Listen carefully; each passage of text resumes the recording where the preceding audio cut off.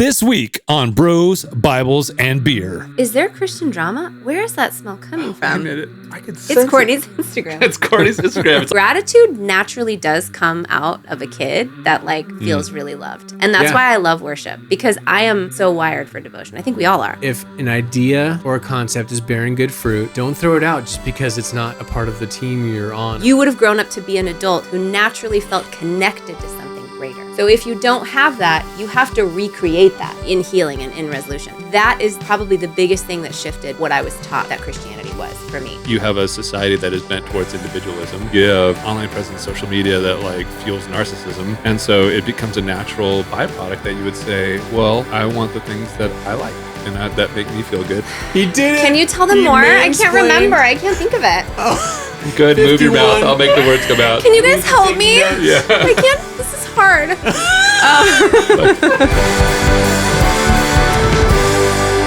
All right, friends.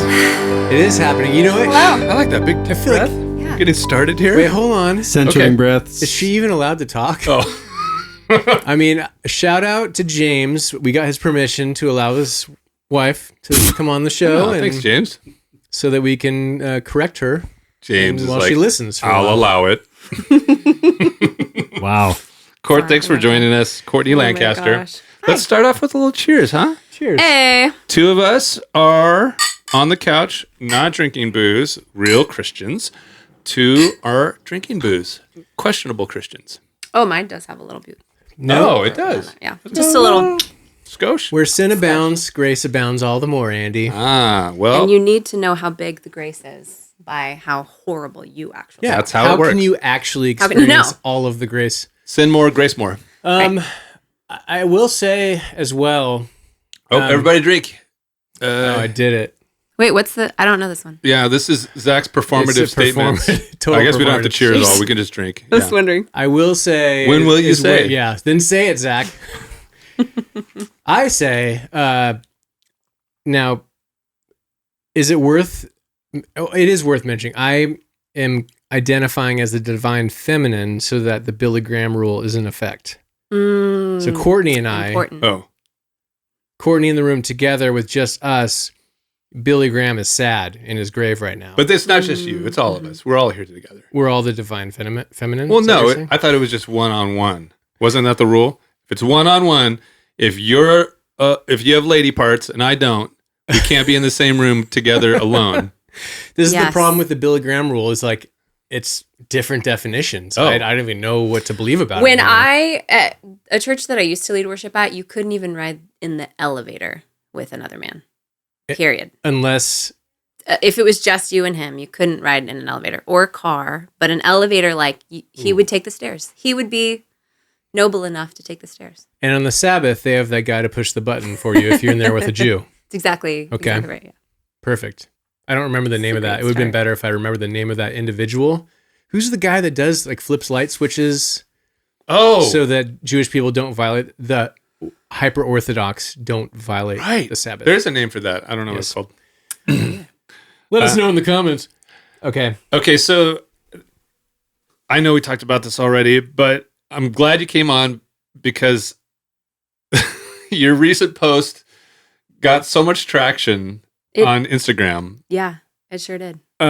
Unexpected traction. Uh-huh. And that it just felt like it was worth us talking about. And because we're friends outside of the podcast. You guys were like, is there Christian drama? Where is that smell coming from? I could sense It's Courtney's Instagram. It's Courtney's Instagram. It's on fire. she's doing. My phone got hot when I scrolled We up got to to get it. her on. Whoa. Can you give us a little context? What was the point of that? Because I think it's going to be good conversational fodder later on. What was the post? What was the And how does it purpose? compare to how your normal Instagram reels do? Yeah, or yours. Yeah. Um, Well, you win. Yeah. well, or when you're on ours, is that what you're saying? Yeah, yeah. Because our biggest reel, folks, is Courtney talking about worship music and being honest. your biggest reel, period? Oh yeah. Yeah. Oh yeah. Oh, gosh. Because for us, not for great reasons we're like either. a good. Until now, until we cut this one up. So Oh yeah. keep it spicy. You can edit all my words together to make it something. Keep it spicy, San Diego. Crazy. Yeah, normally ours are 400 to 700 views for our humble Instagram channel of a couple thousand, 3,000 followers maybe. And, occasionally like 1,500, 2,000, 4,000 is a really good one. But yours, I haven't checked, but I think it was almost 300,000, which for us is very good. Oh, the one of me on yours. When you dropped an F-bomb and talked about your least favorite worship song, and I had no idea. I wasn't trying to throw you under the bus or anything like that. I was like, I love what she said I love that how honest she was, but it took off and of course created a whole kerfuffle. I don't think I said it on this podcast either, but I was like, when that happened and you and I were talking about it, Zach was like, yeah, it's so weird. It was just the way that it was edited. And I was like, yeah, who edited that? He's like, me. I was like, so wait, you did that. Uh-oh. So, okay. That's hilarious. But this post is north of yours is now north of a million views. It's really, it's crazy. Which is this, I'm assuming this is like outperformed anything else you've ever posted. Oh, for sure. And I would have preferred it. Maybe perform that is the amount wrong. of attention coming from something more fun, but it still was engagement. So what happened was I posted a video of me leading worship at our church with our team, and it was we were there. Really short video. You are in the video. How do you know it wasn't because of you guys? That's what it was. Well, someone called it out. There was a problem with one of the notes that were hit, and I was like, I replied to it and let them know. Gosh. I let them know it was probably me. I think I messed that one up. They called out a bad bass note. Yeah. I couldn't tell. It was kind of like if, hindsight being what it was, I probably would have, I don't know. Yeah. Whatever. But I just posted it because I do lead worship. I have gone through a lot of faith reorganization over the last years, growing up in super conservative Christianity.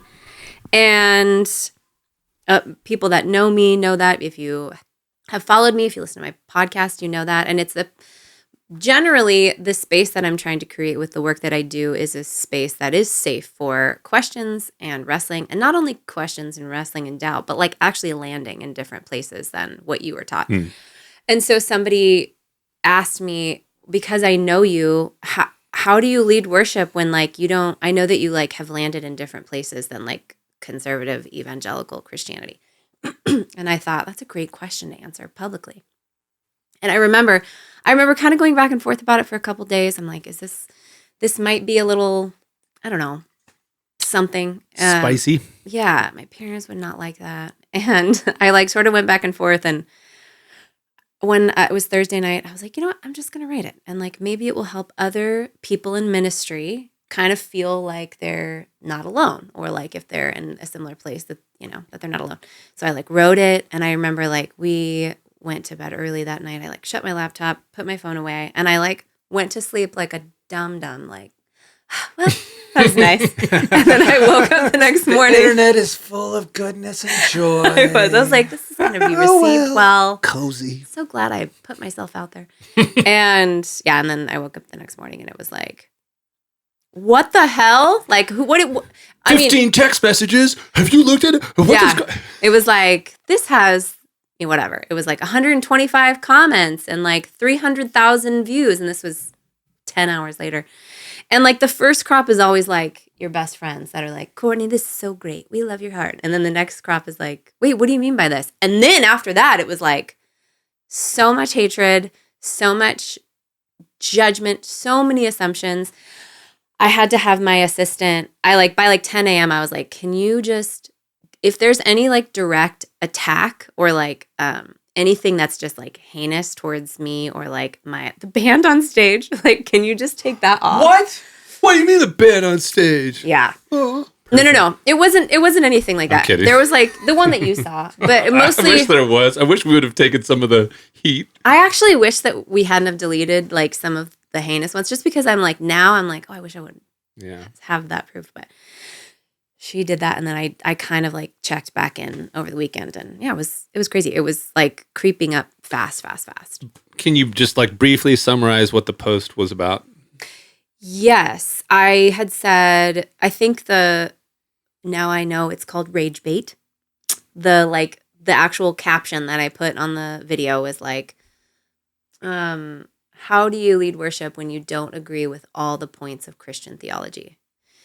And my caption was just my story of like how I kind of like came back into worship leading. And it's my story. Like I got so many people that were like, this isn't about Jesus at all. I was like, go check Jesus's Instagram page to get his side of the story. But like, I'm telling my story. Yeah. And so this is just my relationship with worship leading. I've always loved worship. I've led worship since I was a teenager. And I did take a step back for a few years when I was kind of shifting and navigating, like, where do I stand with this faith tradition? And so coming back to it and healing, especially over the last 3 years, coming back to worship leading, I have such a passion for leading people into the abundant love of Christ. I think I am well qualified to lead people into the love of Christ. And some people do not agree with that based on that post and probably based on other things as well. But that was what happened.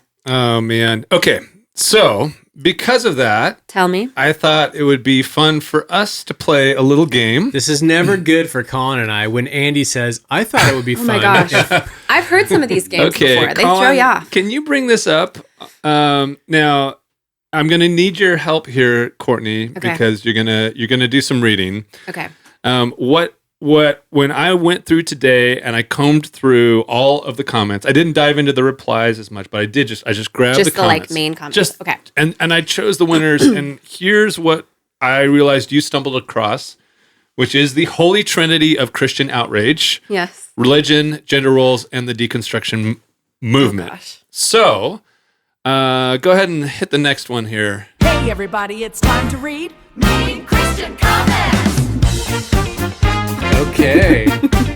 Yes, that's right. We have our own jingle for the Christian Comments. We're gonna read the Mean Christian Comments. All right. Unlike that Easter service, the bass player doesn't make mistakes. No. All right. Next one. Now, Courtney.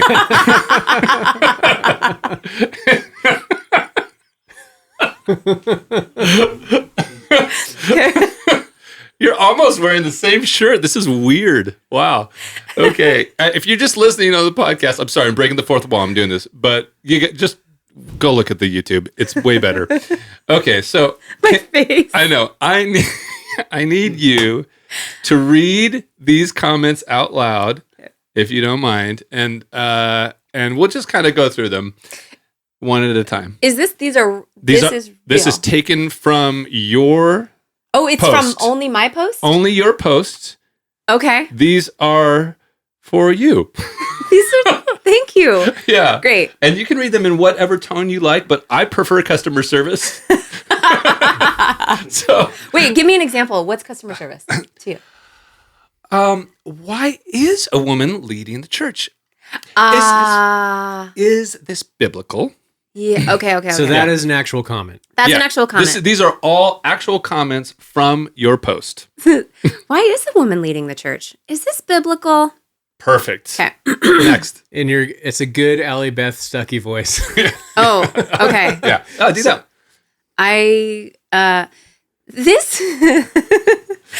This is why Rome is making a comeback. Okay, can we talk about that one for a minute? I feel like we should talk about the first one. Left arrow. Oh, you want to talk? All right, let's talk about the first one then. Like quick little, if we can all be pithy, which I know I'm the worst one to say pithiest? that, but yeah, I'm not. Yeah. We can just stick in the main shot the whole time. Then keep it pithy. And tell us, why is a woman leading the church, and is it biblical? Leading worship versus leading the church, I have zero problems with either. And I couldn't always say that, but it's where I am now. I'm less concerned with it. There's a lot of bullshittery that is technically biblical. Now, clip that. Put that up. Then I can take the heat. Put that on your podcast. I'll be the white knight. I'm good. But I'm more concerned with whether something is Christ-like, and Christ-like meaning the embodiment of agape love. How about that? And if it's that, I don't care what the person looks like or sounds like or what kind of equipment they have. to be a little reductio ad absurdum. Yeah. Also, turns out there were female leaders in the Bible. So, yes, it was biblical. Deborah was a deacon. Was it? I believe it's Deborah. Yeah. Deborah. Yes. But is it biblical, Courtney? Is it?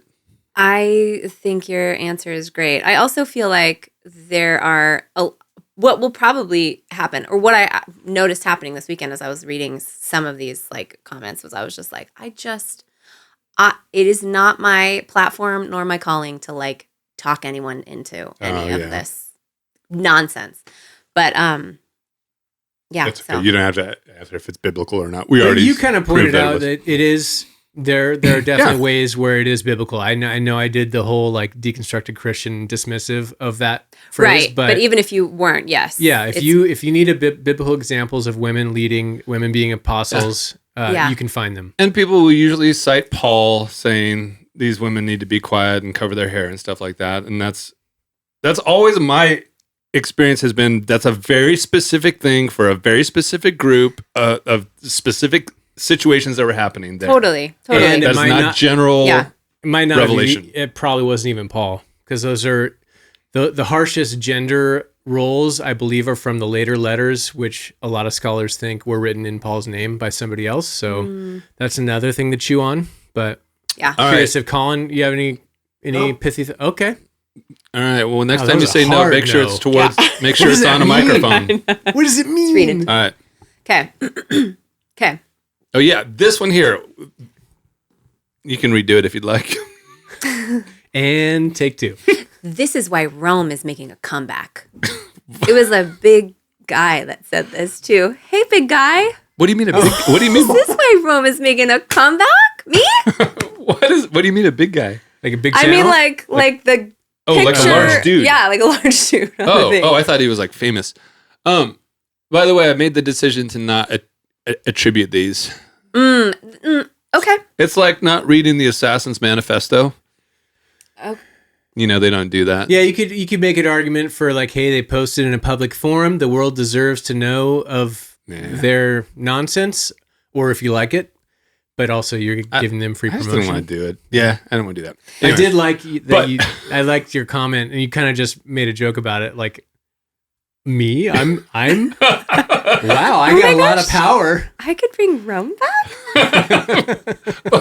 What do you think is meant by this? What do you guys think is meant by this? I don't know. Italian food is really on the rise. What? It's like I love Rome. I do. I think I know. If we Of get some course. heirloom pasta, I'm all about that Roman comeback, man. Apparently, the gluten-frees can eat that pasta over there. The gluten freeze. Wait, can we gluten-freeze. actually say though, like, what do you, if you were in his head and if he's not a crazy person, Okay. what do you think he was really, like, what do you actually think he was trying to say? Colin, too. Anybody? I think he's referring to the Catholic Church and perhaps why its numbers are growing. Oh, Oh. You might be right. That's a big light bulb moment for me. that feels like that's the right answer. I thought he was saying, like, we're about to fall as a society because this is our religion. I think those kind of go together. Yeah, okay. He the poster Interesting. sees it like that. Because That's Yeah. there is a resurgence, it seems, in the Catholic Church. Yes. Well, either way, I mean, compliment, right? Compliment. You've got the power. You do. thought. All right, Okay. let's do the next one.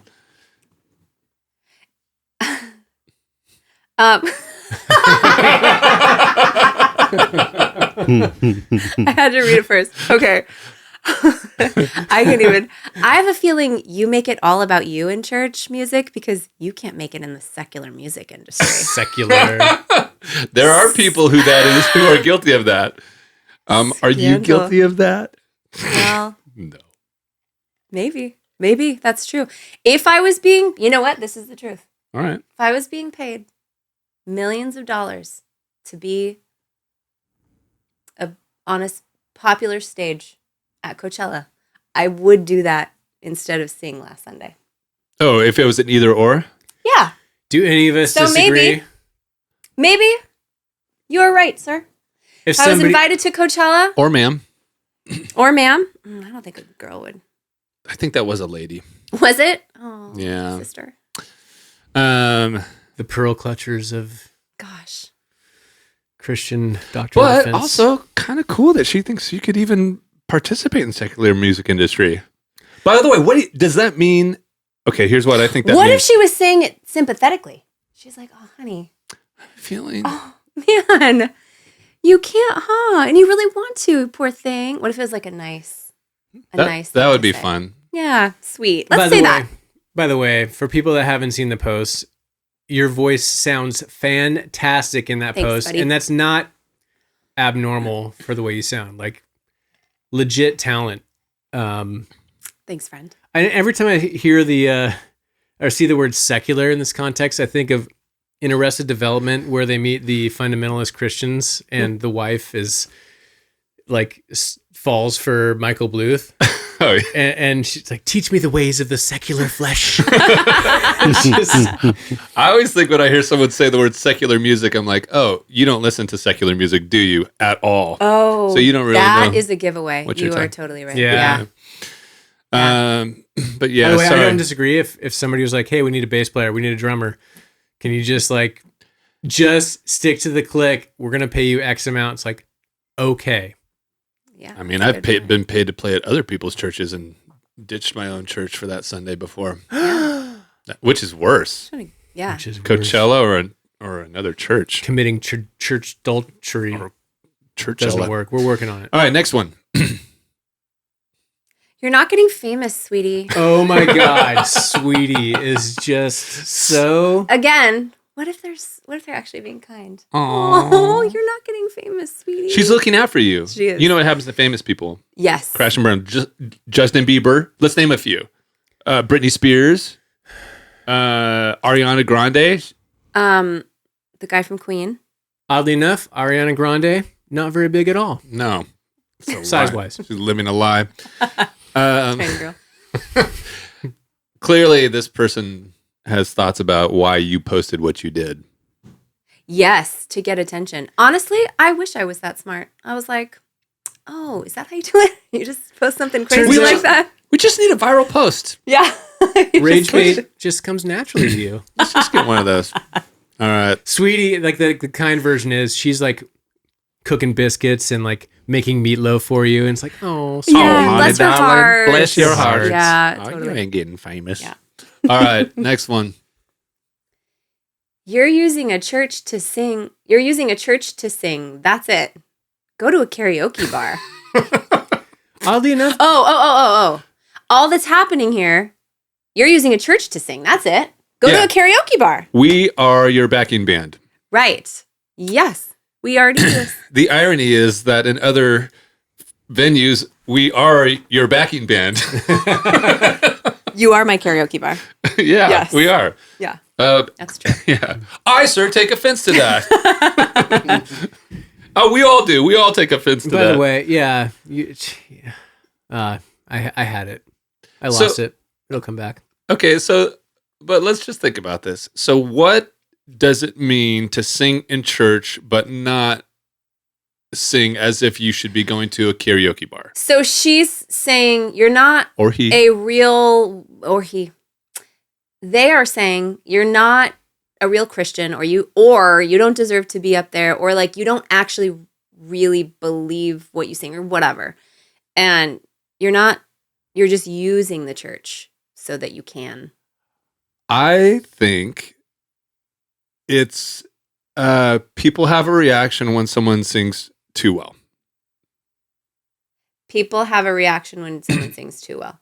In Oh. church specifically.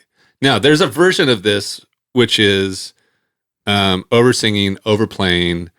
Like, we don't need a 3-minute guitar solo in the Yeah. middle of a song. But I bet there's a significant portion of people who would say, I need you to dumb it down. Yeah. Now, I've also, Probably. but I have also seen some people where I'm like, ooh, it does feel like you are at a karaoke bar. I don't think you do.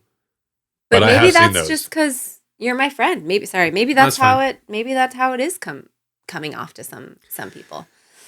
But I think the point here was really like you don't even believe what you're singing, so why are you even here? And I think that that's the assumption that a lot of people got from the post that like made them so angry. Why? And so guilty as charged. Why am I there? I'm with you. Like I agreed with your post and really appreciated it. And I'm guilty of this. It's partly to exercise my musician muscles, and more so it's the awesome group of people that I get to play with. And if I can do it and not be a total distraction, and other people it fuels other people to go be better people throughout the week, I don't see the problem in it.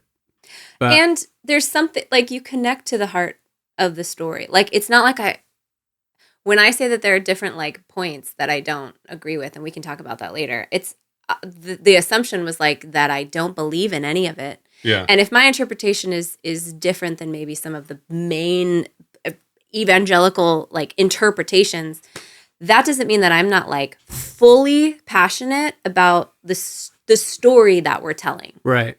Even if my interpretation Fully is different. passionate about the wrong things. Right. Yes. But you're want you thinking to- Strong like and big strong. big picture story, Big 30,000 picture foot story. view, which Love is wins. yes. Yes, we are all included in love. Like we are all moving towards goodness. It turns out I mean, and I am a Christian. Like there is like I like you're not going to bully me out of the Christian tradition. Like this is my home. Like I get to be here if I want to be here. And sorry, Delilah. did you guys ever listen to Delilah?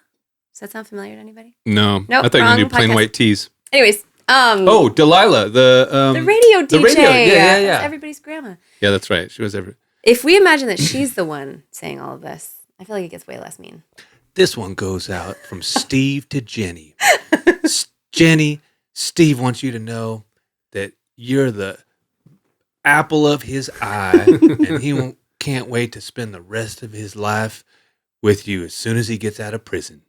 And he wants you to know you're using the church to sing. That's it. Yeah. Go to a karaoke bar. You should go to a karaoke bar. Perfect. Oddly enough, Jesus that might be like, yeah, maybe you guys should quit meeting in this giant building and go to karaoke Yeah. bars. Jesus is like, I'm at the Jesus karaoke wants to bar. sing worship. You can get worship songs in karaoke bars? They have that? I'm sure. All right, let's do the next one. Some oceans. Oh, It's a shame. Jesus Christ suffered immensely. I'm sorry. You read that wrong. Try it again. It's a shame. Wait. Are you mansplaining? Wait. There are 5 periods here. Oh. So the standard ellipses of 3. Yes. It's a really dramatic Okay, pause. wait. Stop. Yeah, okay, she's gonna Okay, do, ready, she's ready, gonna do ready? the- okay, ready? It's it's a shame.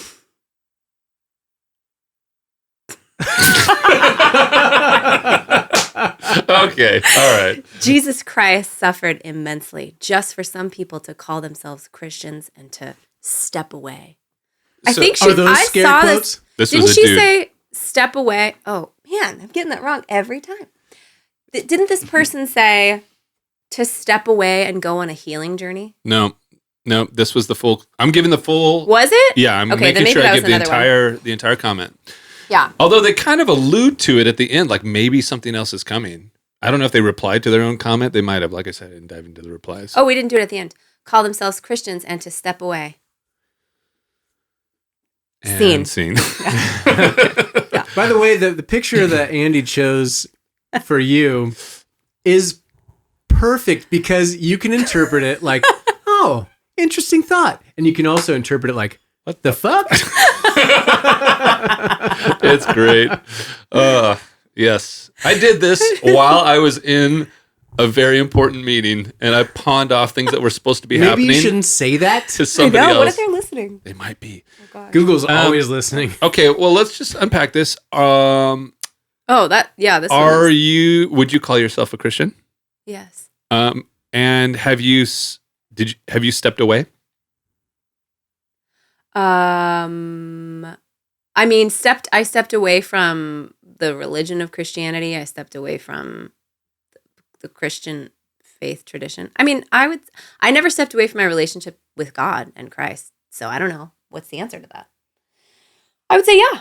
I think this person, when they say step away, means Leave like, the faith. yeah. I step away like twice a month. I think I might step away right now. Yeah. All right, next one. Yes.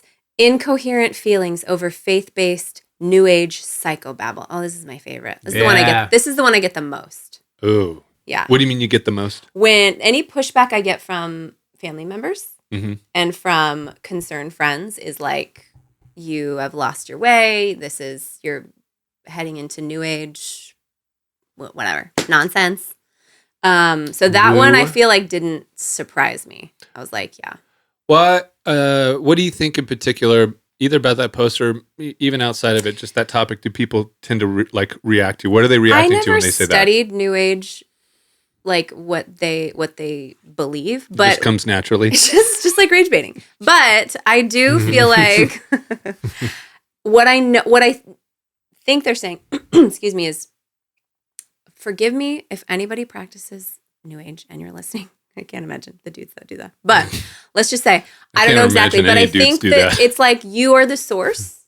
You are the source of everything that you need. You yourself, like you are whatever. The love you need to heal yourself is you.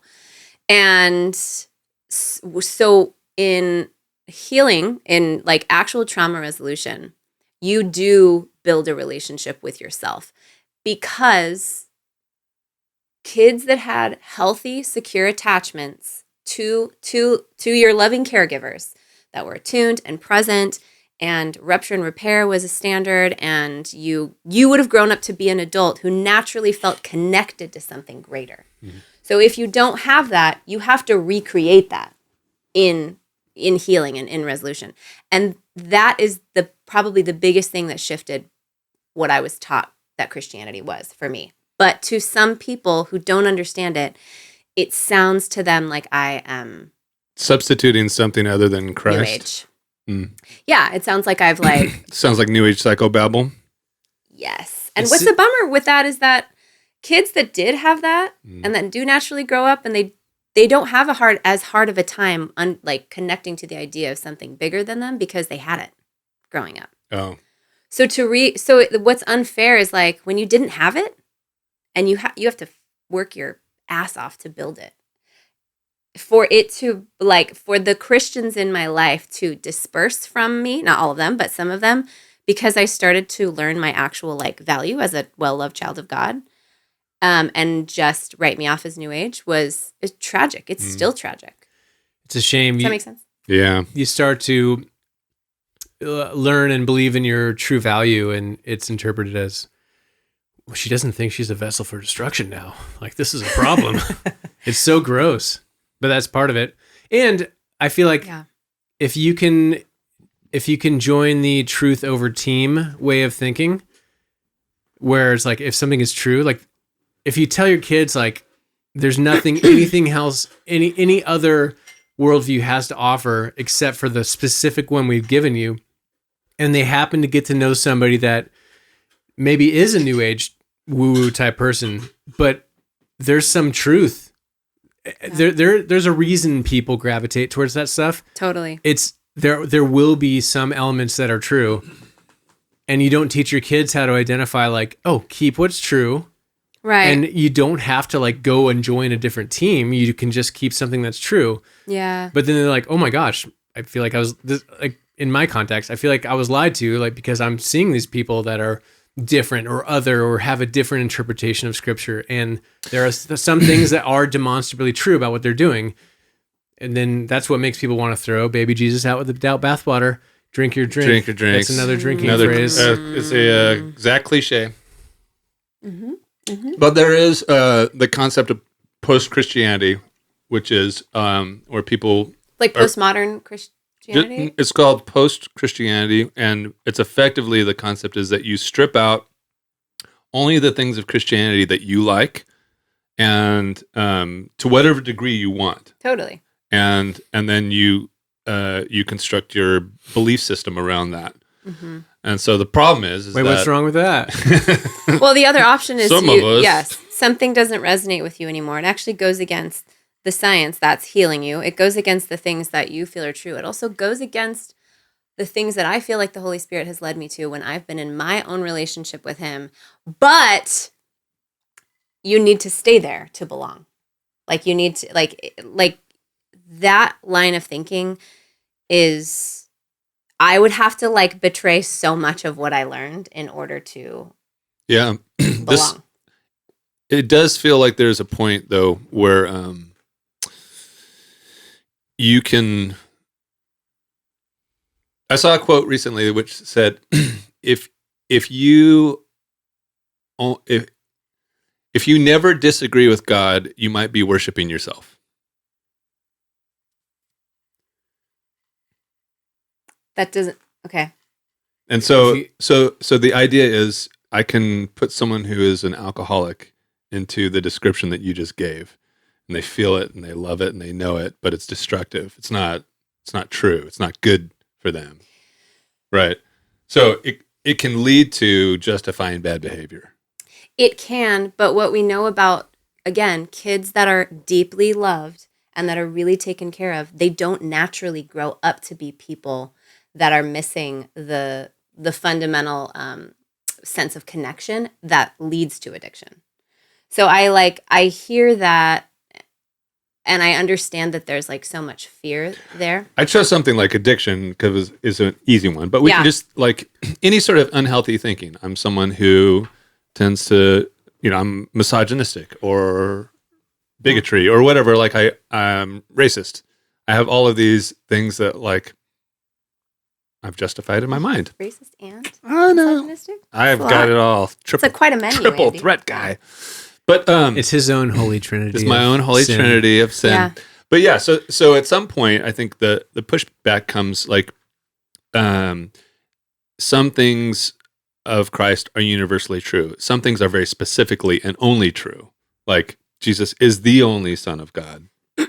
Right. So that's what I was kind of alluding to when you come to a concept of post-Christianity, which says a lot of people go, I'll strip out all the things that I like about it. I don't need to include the Jesus part. I mean, except that he was nice, and I like nice things, so I want to be nice too. So I'll follow that. But him declaring who he was and Thomas Jefferson and what he calls us to do as well, which is why I continually rail against Thomas Jefferson.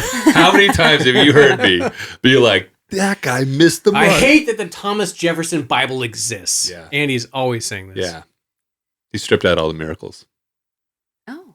Yeah, Just Thomas did. Send me that episode. I haven't Yeah. seen it. So I think the assumption is that like selfishness, like Well- post Christianity could get you to a point where you're in your own echo chamber and you're doing everything for yourself, and it will take things from other people and not. Yeah, so hand in hand with society's bent towards individualism. Like, here's a crazy idea. I learned this today. 500 years ago, almost nobody would say they didn't believe in God. It Yeah. was like a rarity, Yeah. an incredible rarity, 500 years ago. Yeah. And it's the reverse now.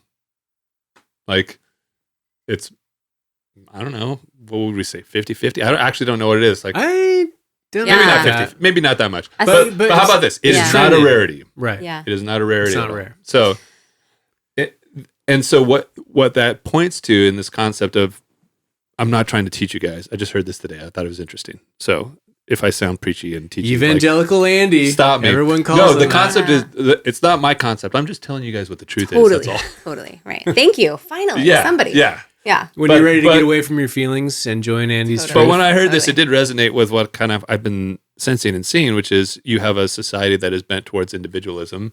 You have online presence, social media that like fuels narcissism. And so it becomes a natural byproduct that you would say, well, I want the things that I like and that make me feel good and support only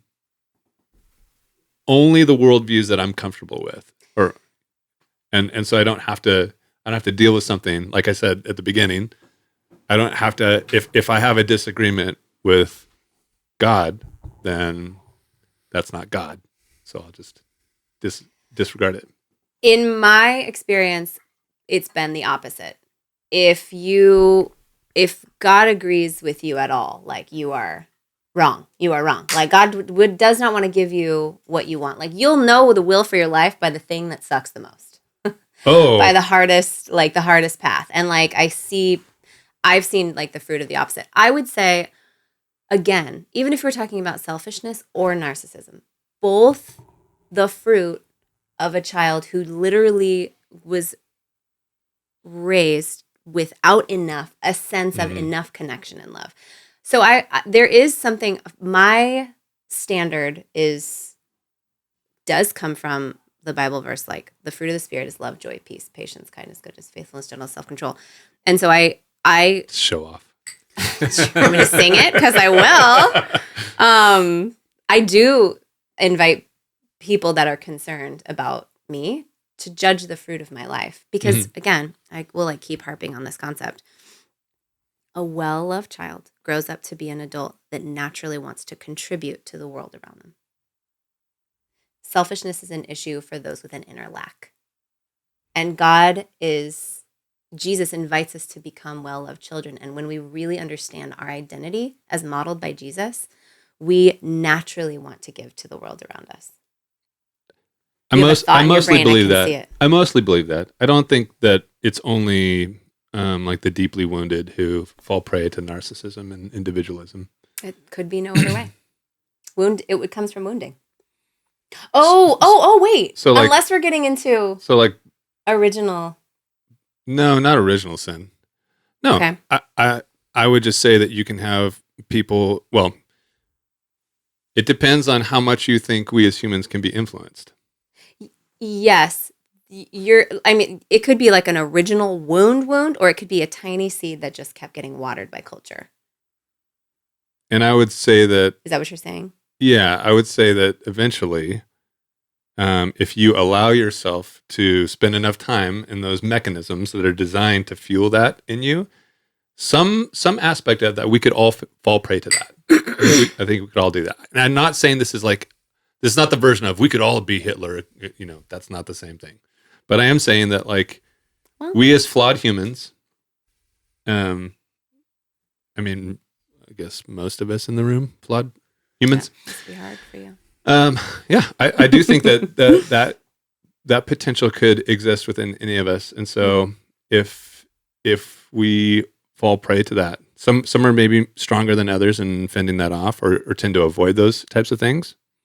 But, like, I don't know. Social media in teenage girls has shown a rampant uptick in depression and suicide rates. And I would be willing to bet that you could find a great percentage of those kids who are well loved, have wonderful upbringings, or you just have to say that everybody has something in there that could potentially everyone has a seed that could be watered. Totally. And my point isn't like to blame everybody's parents. Like, we have to take personal responsibility. Mom and Dad. Courtney said you blew it. No. Like, we are all, in a way, not that we are victims, but we are, in a way, all victims of victims. Nobody had a perfect upbringing, which is why we do need community, which is why we do need people in our lives. And I would say, like, having mentors, having people, trusted leaders or therapists or whatever, somebody that can see your blind spots, somebody that can call out, hey, there's a seed there that as it's watering and growing is actually, I think, becoming something that you don't want or isn't sustainable over time. So I think, like, that thing that you said about, you can take it to a point where, like, what did you say? Like, you're for post-Christianity. Oh, post-Christianity, yeah. You start picking and choosing the parts that you like. It's so extreme. Or I would say, like, in its extreme, it really, like, is actually painting a picture of an unhealthy person all around. Oh, someone who picks and chooses? Like, someone who picks and chooses, who doesn't, No, it is. It is unhealthy. Yes, and I don't know that that's necessarily... Gets packaged in a really pretty way. I just like to love people. And it can tend to, like, dilute the core of what Christianity is. And so if you miss love does exist and God is love, and I do believe that, but if it distracts from, I know your stomach had something to say. I don't think it came through the microphones. No, but I wish it didn't. would. It happened. By the way, I should have mentioned that you can like pull down the slideshow every once in a while if we spend too much time on it. Oh, are there more? Oh, well, there are a few more. We could keep going too if we want to tag on. Sure.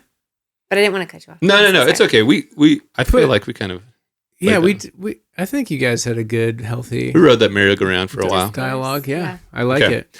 All right, we might be close. Got the most speaking of, this is me. Really We just lean talked in- about it. Yeah, really lean into it. This Got the most undeserved ego anyone had ever developed pre-chat GPT therapy. This might be my favorite of the comments. Actually, it's my second favorite. So your ego is undeserved, which means that some egos are deserved. Is undeserved. My ego is undeserved. My ego disagrees with that. Your ego would. Aww. But there's so much. That was honestly points for clever. pre-chat GPT therapy, which is great. Is it clever? I've heard more and more people are using AI as their personal therapists. Yeah. Probably a mistake, given that AI basically tells you like, What you want to hear? yeah, like yeah. this is a fan. Like when I'll do some podcast editing or like episode ideas or, ooh, this is a really dynamic and engaging idea. It's like, okay, slow down. It's not that good. I know it's not that I'm good. married, chat. Oh, you're right. It probably was her fault. She sounds post-Christian. You're Yes. right. Ryan Long, I wish I had that queued up. His when your friend talks to you like Chat GPT is yeah. brilliant. All right, let's do the next one. In short, you are a heretic. Understood. Okay, move along, pal. Yeah, that's it. Understood. Understood. He Yeah. gets it. He gets it. He gets what All I right. was trying to do. He gets me. Everyone is someone else's heretic. That's what a All right, heretic and we're would at the say. end. Last but not least. I can't even say that. Wait, Fair. how many words are in the word retarded? This is retarded. I made sure to put the exact number of Which asterisks that they I had. think that's Wow. probably the most true comment. Like literally self-referential. Yeah. Like Do you notice the other little touch that I put on there? Oh, that's amazing. You guys haven't caught it yet. oh yeah, it's Courtney's face. that's not Courtney's face. That's why I didn't react. Oh, It's just- yeah. obviously. It's the like, devil. Courtney's face swap for the devil. I All love right. a single Oh. That was tear in it. the devil's eye. Yes. Oh, man. So thanks for playing along. You're a Of good course. sport. Anytime. Anytime you want me back to read Now, these comments. Can you I'm ready to talk go. a little bit about some of the like secret comments that you got from people that Yeah. had different perspectives that Well, might be worth sharing? And some of them, by the way, were not so secret. I pulled the gross ones out, but I would say there's almost just as many positive Yeah. ones.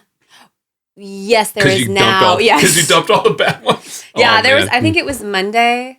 Was when I was like, was it yesterday? I was just like, any comment that came through, I was like, delete. It was Dang. just like so mean, and like I should have gotten a in there couple of earlier. like very elderly pastor men that were like wanting me to know that I was lost.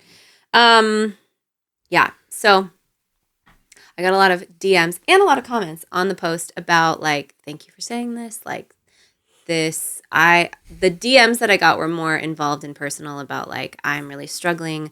I also have a lot of questions or doubts, or I also have landed in different places. I'm afraid for people to find out, or I'm struggling with my spirituality and I'm a paid minister and I'm afraid I won't be able to feed my family if I like come out, or struggling with like different concepts with hell or homosexuality, or like, you know, just different things that they're weighing and kind of working through and wrestling, and just feel this guilt of having to hide it and feel less than authentic. And yeah, I was really that was really rewarding. That was worth all of the hate. I feel like a lot of people were reacting to what they thought you were saying, Yeah. not what you were actually saying. Yeah. It And- reveals something about the poster rather than Yeah. the postee. Yeah. It says a lot. Right, totally. The So- projection is like There's a Insane. ton of projection. And so let me, gosh, don't make me defend the devil. Let me defend them for a moment. It's usually my job. Because it is, someone did say something about this is rage bait. There was that comment that was in there too. So James, my husband, was like, "Oh, did you do this on purpose?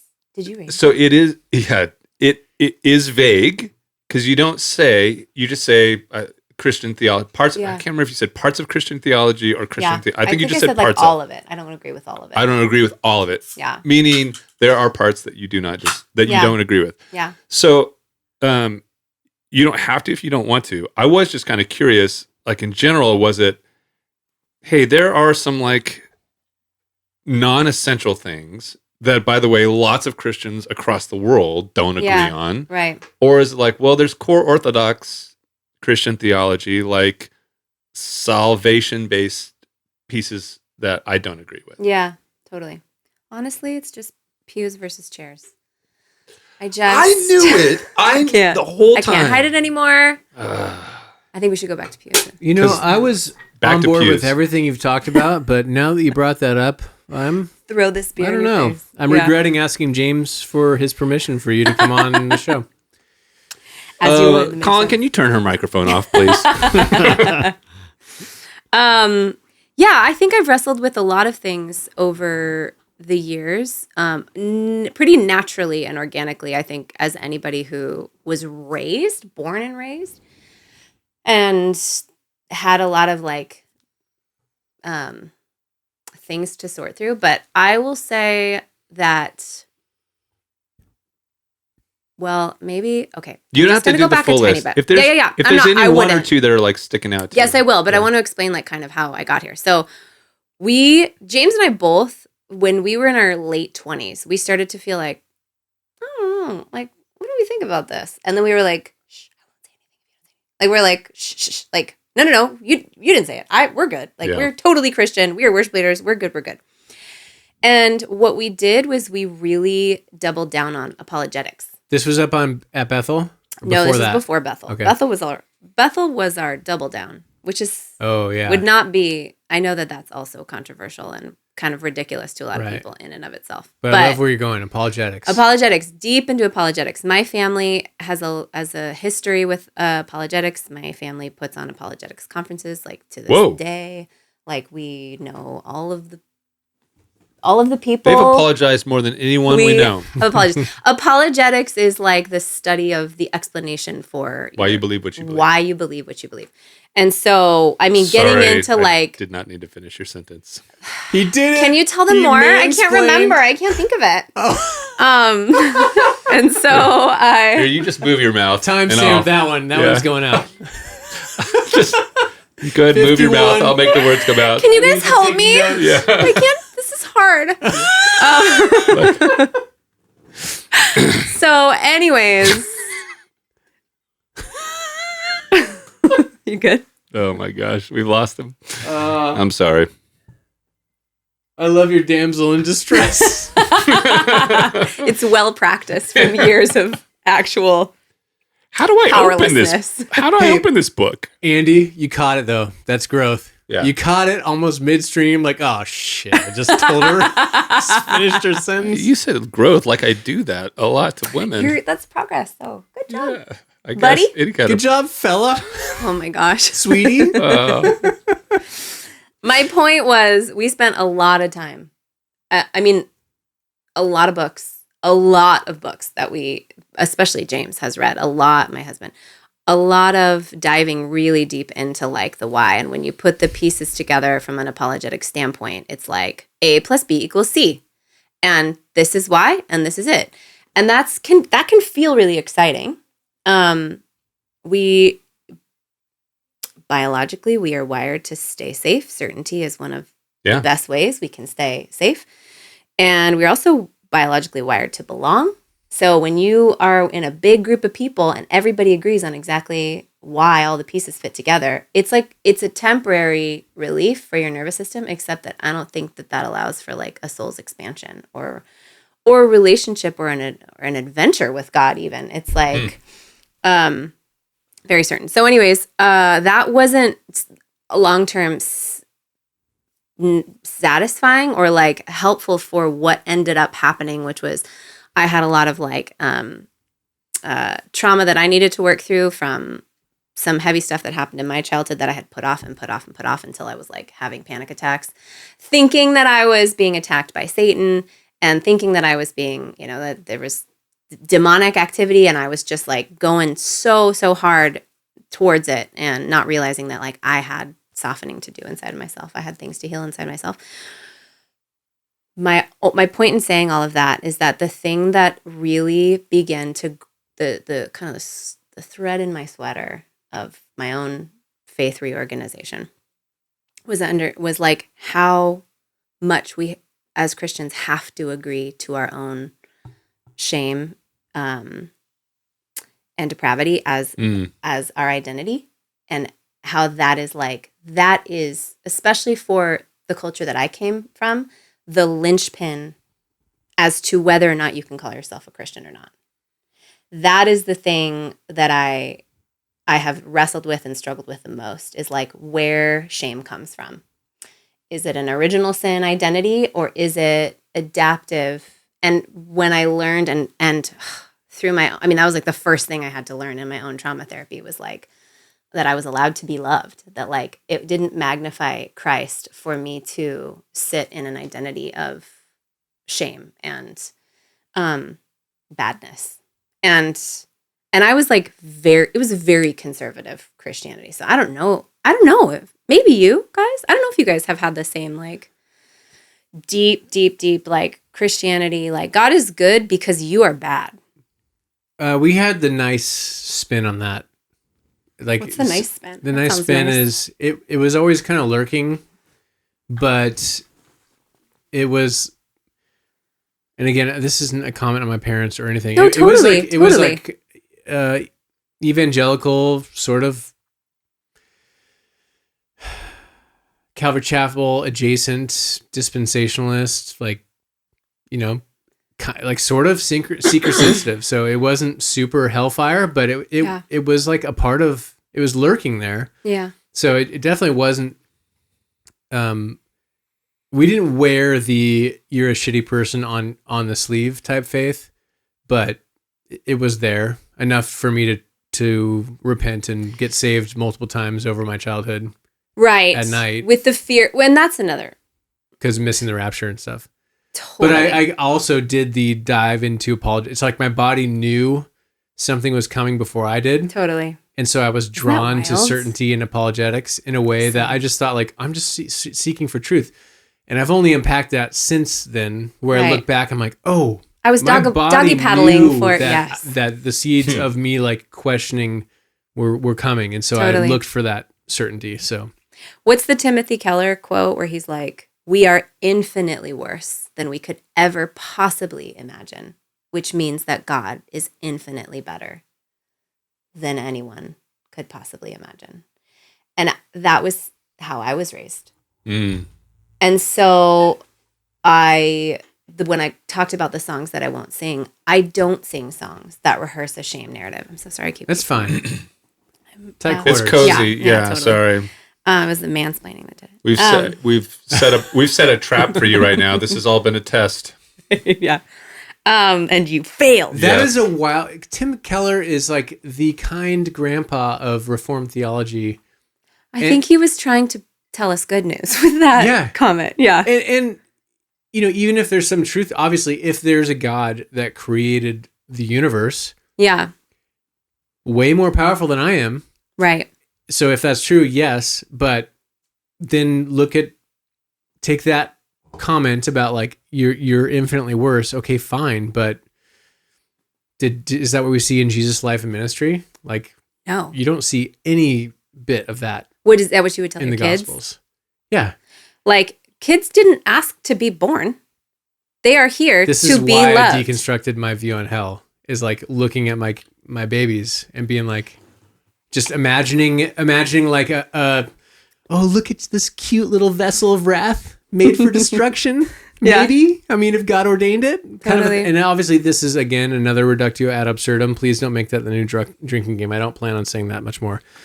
But it's absurd and it's not fair in a way, because there are Reformed people that make articulate arguments that nuance it way better, but logically I can't get that it's anything other than that. It's like literally you just gave birth to something that it didn't ask for.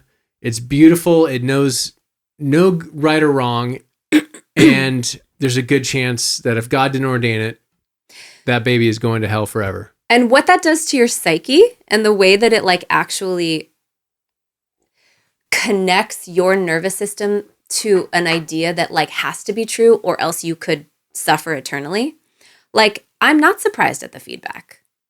I'm not surprised at like people who, I'm not surprised at the defense of an idea that might be getting poked at, that internally they are connecting to their eternal prevention of suffering.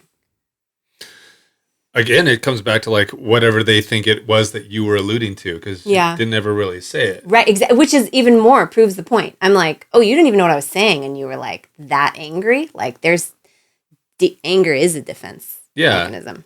They should build a new feature within Instagram that requires you to like get your comment unlocked by the original poster if you answer their question. Be like, and which part of what I said was the hard part? I had a comment yesterday that was like, can you tell me exactly what you mean? Did you see this? There's a few of them like that. Can you tell me exactly what you mean? Because I want to know whether or not I can judge you harshly. Oh, I didn't see that one. Until I know exactly what you mean, because that's what my flesh wants to do. And I'm like, is she being... I didn't even know. I I'm like, simultaneously feel like, gross about that and kind of like it. It's like a weird... The whole, like, that's what my flesh wants to do. I was like, well, at least you know it's...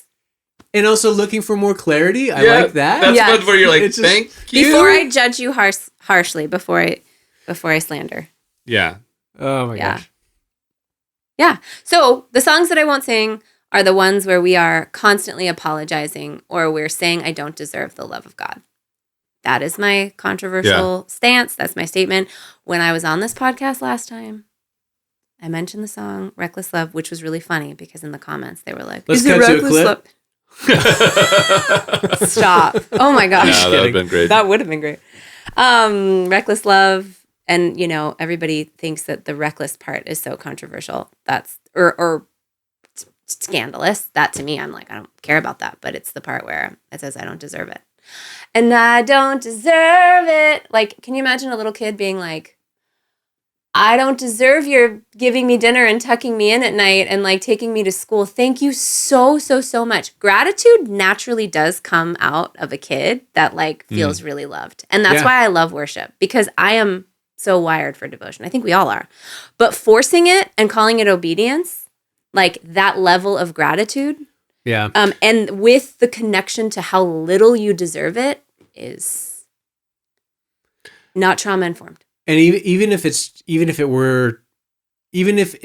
technically true, you can't earn it, you don't deserve it. It's almost beside the point, because it's pretty clear, like, if grace means grace, deserved or not, you get it. Totally. And there is nuance there. Like, it's like, okay, sure. Like, you're right. Like, I didn't like do anything to get this, but I just know what it does to the brain, especially to the traumatized brain of somebody who doesn't feel loved. And I feel like I'm actually going to go back to my own birth. It's about 42 years ago. Oh gosh, that's good. Audio What do you want to listeners, say? You're going to explode next to Andy me. was geared up and she shushed him. He's like a child who has a secret. He's like holding his cheeks. I've been sitting We'll here. get to you. We'll give you the talking I pillow. do wanna hear. Can you show me how much time is left on the timer for how long I was quiet for? Good job, Andy. I actually think there's a word association thing that happens in that song in particular, where people club together, earn it and deserve it as the same thing. And so that's what they're thinking, which I can get on board with, like the earn it part. Like it's not intended to be earned. Like, sure, kids couldn't. My kid doesn't No, earn my totally, love. totally. If you clean your room, then I'll love you. Right. but That's totally. That Yeah. actually might be a little bit true, but just specific to the cleaning of the room. Aw. But the deserve it. There's nothing that they could be. It's connected to that. Like it has nothing to do with earning it. no. Yeah. So but the reason that I give them that love is because I think they're deserving of being loved. Yeah. Because, and I think that's what They're God precious. is doing. Yes, Yeah. because that kid belongs to me. Yeah. That's my kid. And what does it say about you as a parent if you were to make your kid do shit to earn your affection and love? Yeah. It makes you a shitty dad. Yeah. Yeah. It's actually that's it's why I actually think abusive. that's why I think they're clubbing this together. The I don't deserve it. That's fair. It gets connected to I didn't earn it, and so they think it's the same thing. And the reality is the fact that God does extend His love to us tells us He thinks we deserve it, and in the same breath that we didn't earn it. So it is. I can get on didn't board earn with that it, for sure. but God thinks I deserve it. Yeah. I think that's a really good point. And I even can see, even when we talk about the deserving it or the earning it part, I feel like I can see how that like works in a trauma informed context. I like there's nuance, there's different ways to think about it. I'm just thinking the basic person, we know like the statistics are crazy. People that struggle with anxiety, people that struggle with depression, where your brain is at when you are struggling like that, and a lot of people are right now. Mostly I can count on the fact that at least 50% of the people in the congregation are struggling in that way.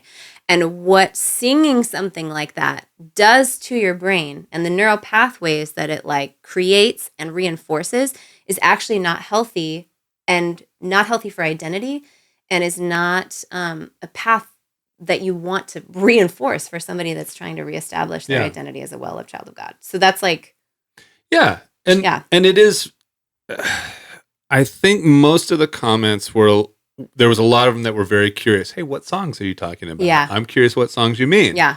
And then there was others who like just took it far beyond that. So there was something in there. I didn't include it. Something about the over-feminization of all of Western Christian That was culture. so interesting. I'm like, oh, people think about it. Oh, somebody did post. A couple people. This is the fruit of women in ministry. This is why women shouldn't speak in church. Yep. Yeah, that was one. Yeah. That was probably more than one. That was mine. Cut her mic. I knew it. Yeah. Yeah, because things have gone swimmingly well when only men do the talking. It's like yes. we have because there's been an expansion of freedom for many more voices to get involved in faith, politics, otherwise. And obviously it's not all good, but it's like, we look at the past as if that was the golden years. We romanticize the past. Oh my gosh, and so yeah. it's just like, I mean, look at Make America Great Again. There was never a time where America didn't have some beauty and some warts, but we look back at the idea of like, oh, we will get to the golden age again. What It's are like you talking it just about? never- The 90s were awesome. They were the best. musically. I actually wonder if this is the first generation. MAGA music? I'm in. Make America Great Again music wise. Here's your 90s playlist. Get back to the 90s. And in a way, we're there. Like, the 90s are yeah. back. All of our kids are into the 90s They're music. It's so beautiful. close, though. It's every part of it was great. Yeah. Just, I don't care about anything. Anyway, you were It's all right. about, you're good. you were interrupting me a little bit. So if you can just, okay. Holding go. a secret. Okay. And go. Oh, I was thinking, like, I wonder if this is, like, going to be one of the first generations that doesn't romanticize the past, because we're all, like, going through our own past. Healing has an innate, like, look back feature. Like, when you're actually, like, kind of trying to figure out, like, why do I do the things that I do? Like, why do I have these patterns? Why do I have these relationships that aren't helpful? I think that conversation, that language is so much more prevalent in this generation that I think a lot of people are actually looking back with honesty on their childhoods, on their generations before them. We now know how generations before us impact our well-being. And in that way, I think it's hopeful to think about where we could be going. Because after I posted that, I've thought a lot this weekend about, like, how do I want to go forward with this? I don't think I'm, like, going to be an arguer of Christian theology. I don't think I'm going to argue. That doesn't feel good. You're not going to be a It doesn't feel good Theo to- babe. I don't Instead think of so. Theo, bro. Oh, Theo babes. Yeah. Nice. Yeah, I think that like we all have a lot of work to do as a society and as a group of people on the earth together. And I feel like I see things in this particular way. And if it resonates with you, like you're welcome here. And if not, that's okay. Yeah. Yeah. Feel free to move along. When growth spurts happen in our kids, it's like it's painful. It's possible. I think the glass half full version of all of the chaos that's happening right now, like there, so many weird things are happening. Like we are in the weirdest timeline in a lot of ways, but it's possible that what's coming out of this is a period of growth, people understanding, how to navigate life in new and different ways with many more ways to do life. Like there's a lot more freedom in access to information. Like I feel like there's just so many things that are creating new problems, but also it might be a period of, on the other side of this is a period of growth. At least when I'm feeling my most hopeful is like, this is a painful time because we're growing. And as a whole, as a species, we're learning to adapt to the countless ways to learn and to grow and to interact with humanity, nature, machines. Yeah. But that's not new. But doesn't it feel a little bit different? Like things are amplified right now?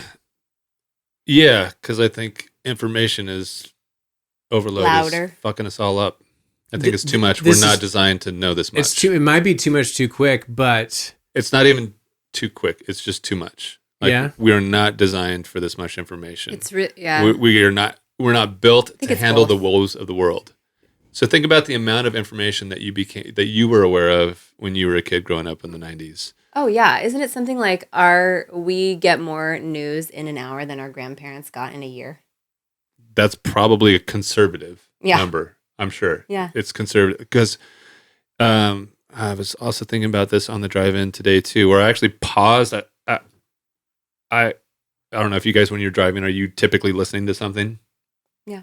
Music or podcast? Music. Mostly music? Yeah. Good for you. But it's like during half and half. half and half. But there's always something going for the most part, right? And I think I'm probably like 75 podcasts. Nobody 25. makes me James think too. my own thoughts, Andy. Yeah.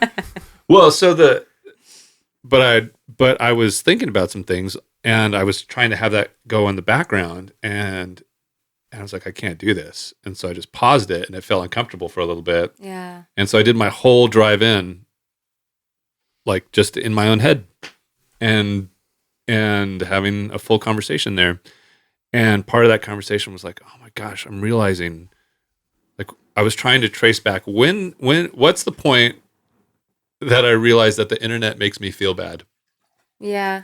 And I remember, and I found out where it was. I traced it back to 2008. What happened in 2008? That's when I remember having a political argument on Facebook, and Facebook, that's adorable. and my parents were in town. They were visiting. Our youngest had just been born, and so we're at the condo and we're hanging out. And I didn't have a laptop, or the laptop was in the other room. So to go like get on the internet, I would go to the room, and so I like posted something. This guy responded to it, and then I respond to it, and then I'd leave and go be with the family. rush. So then I go back to be with the family. And I'm sitting here with the family and hanging out. In the back of my mind, I'm going like, "Bet he said something. Yeah. I should go back there and check and look at it." Yeah. And I remember feeling like, I don't like this. Yeah. I don't like this tug. I don't like how this makes me feel when I log on and look at this. And then over time, more and more, I would just see people in my feed just, oh, I'm now getting their inner thoughts, which I'd never gotten before, Right. ever. And this is weighing on me more and more. And it just like felt this heaviness Yeah. in general. And so I like bailed out of a lot of social media stuff in general. But that was the first moment where I was like, oh, all this information is, there's goodness to it for sure, but it's not all good. Can I push back? Yeah. gently, sweetie. I don't disagree with anything you just said, but you take that version of Andy back then and you transport him to now, you have anxiety, you have a nervous breakdown probably. But now you can be like, oh, I'm going to turn this off. Or when you do engage, it doesn't throw you because your identity is not in it. Back then it would have. Like Courtney back then. Oh, totally. If you threw all this feedback to where you were back then. Yeah. Oh my gosh. Information overload. So you're not wrong at all in what you just said, but there's like a workout thing of like capacity building. Yeah. It's like you're exercising a muscle, and I'm not saying it's all good. You can get under a bench press and have too much weight and it falls on your chest. This is not good. And then you need to get help, which is therapy in this shitty metaphor. But you can build up to it, and I think it's naturally happening. And maybe it is the speed of which it is not healthy for most people. They need to take the break. They need to shut their screens off, put your phone in the other room at 5 o'clock, and don't look at it till the morning.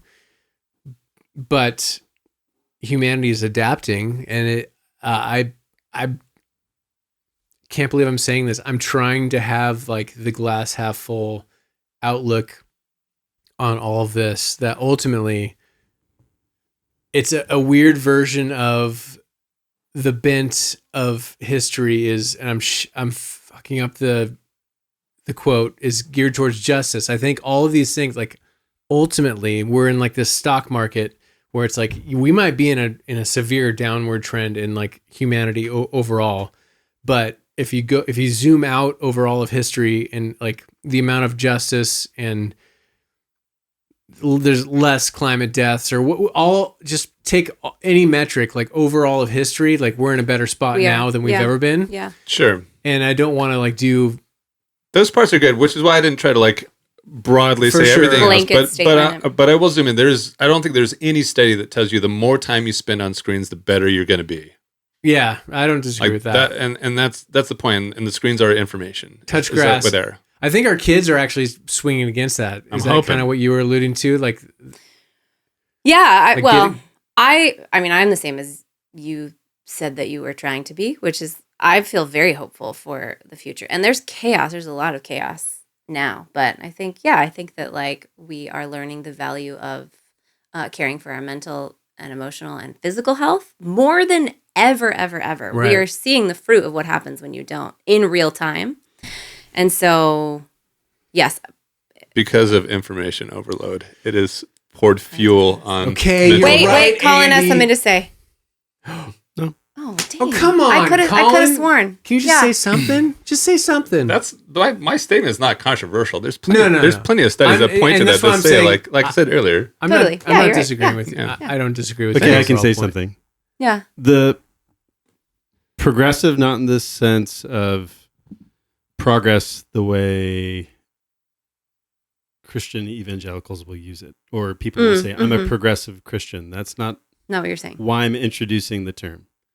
But in the late 1800s, we have the industrial movement. Mm-hmm. We have people who are under the age of 15 working in factories, losing limbs, sometimes dying. We later start to work on this definition of what it means to be a child. And it's not until, I think, the 1930s when the first child labor law actually gets passed, at least as far as the United States is concerned. The Industrial Revolution and all the progress that's happening in tech in the late 1800s is a very interesting moment because we know what happens. We know the First World War. We know the Great Depression. We know the Second World War that follows this great belief that the world is getting better. Not saying it's happening again, but it's an interesting mashup between the two. Oh, Yeah. look how we've progressed. Look at the things we can do now. Yep.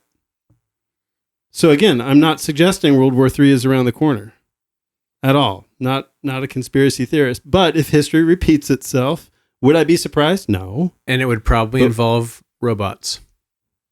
It could, and Lila's working on the next one. Lila might be. Yeah, this one can shoot foam balls at people. Wow. I knew it. Of death. Foam balls of death. Sorry, Dad. If I should have left her out of this, I should have. No, it's all Do you want me right. to bleep her name? No, Yeah. not at all. Annie's daughter is in robotics. She's in robotics. I'm Very- in the bathroom. It's Very awesome. good student. Is I feel like the women shouldn't speak like what is happening. Women are like leading now. That's a version of wait, women can just sit and read a novel, like the printing press, like people freaking out, like women won't get the house.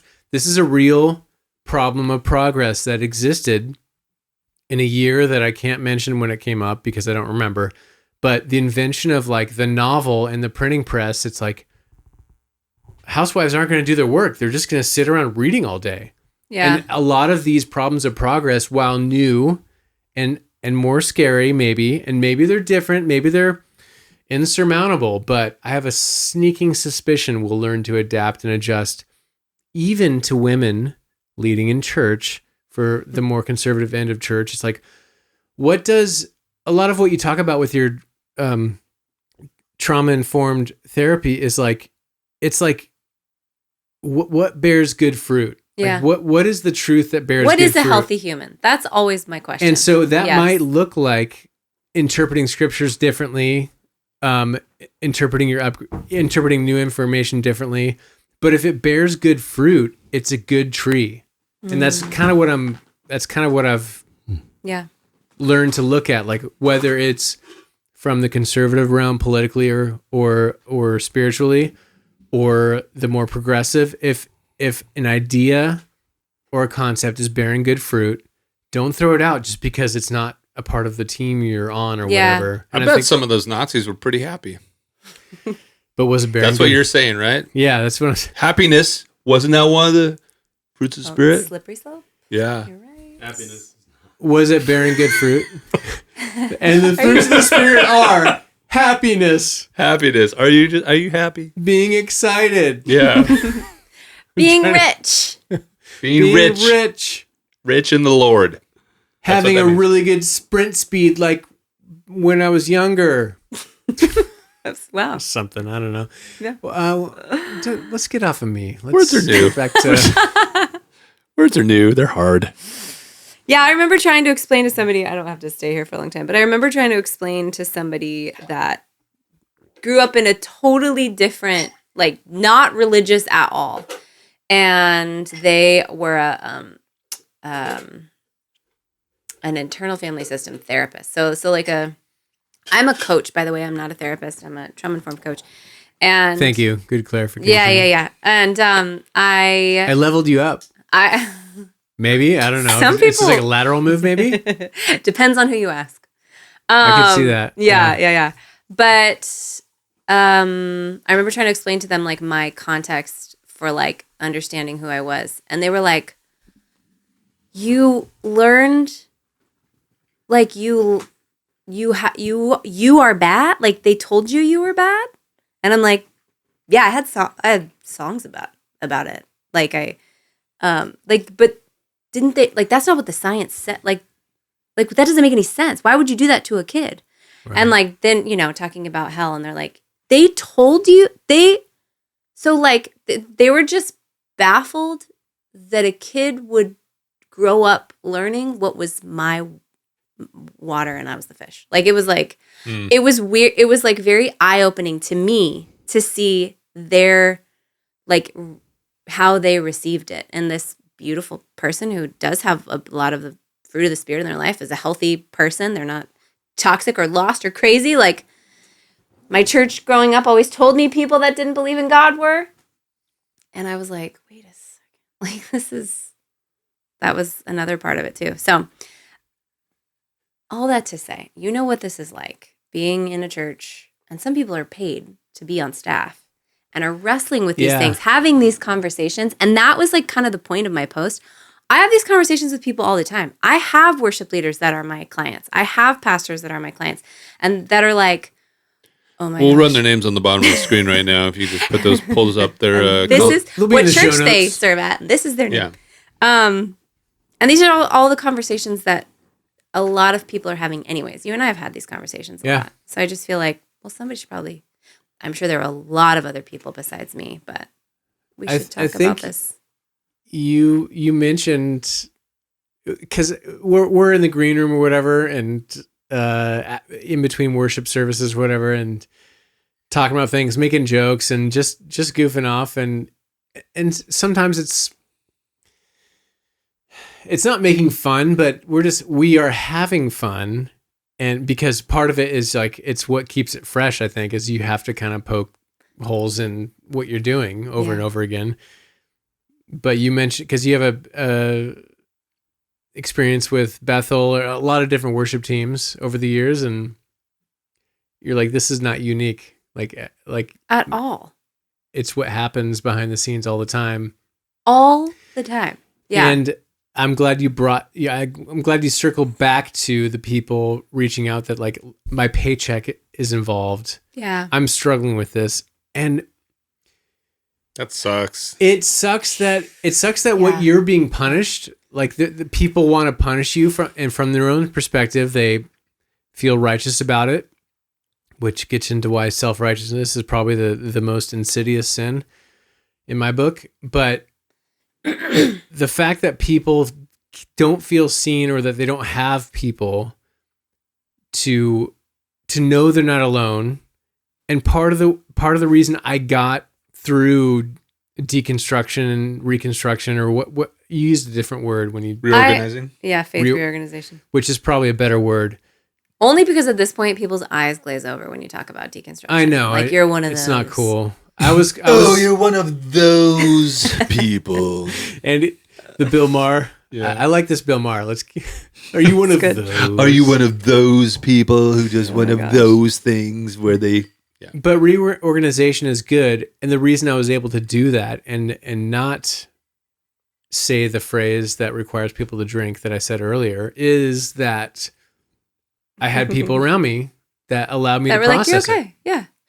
Yeah, totally. What I think we're used to is people that deconstruct and they leave. I've certainly had friends that are like, they're like perfectly happy outside of the church And with I Christianity. understand that totally. Totally. And they were like, Courtney, how did we start off on this same path of reorganizing our faith, and like you still are here?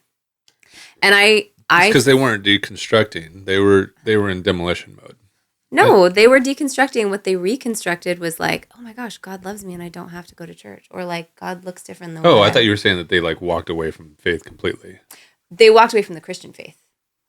They walked away from like The the evangelicalism. They walked away from evangelicalism. And I can't, there's like too many different examples of where everybody. Like, I don't consider myself an evangelical, but I Yeah, consider myself a neither. Christian. Same. But to some people, that would mean I'm not a Christian. But You're Catholic. your mileage may vary. Yeah. By the way, that Is that was another one? I forgot to put that one on. Yeah, that is the other one. We have to drink. You have to drink. He said your mileage may vary. Oh my gosh. Okay.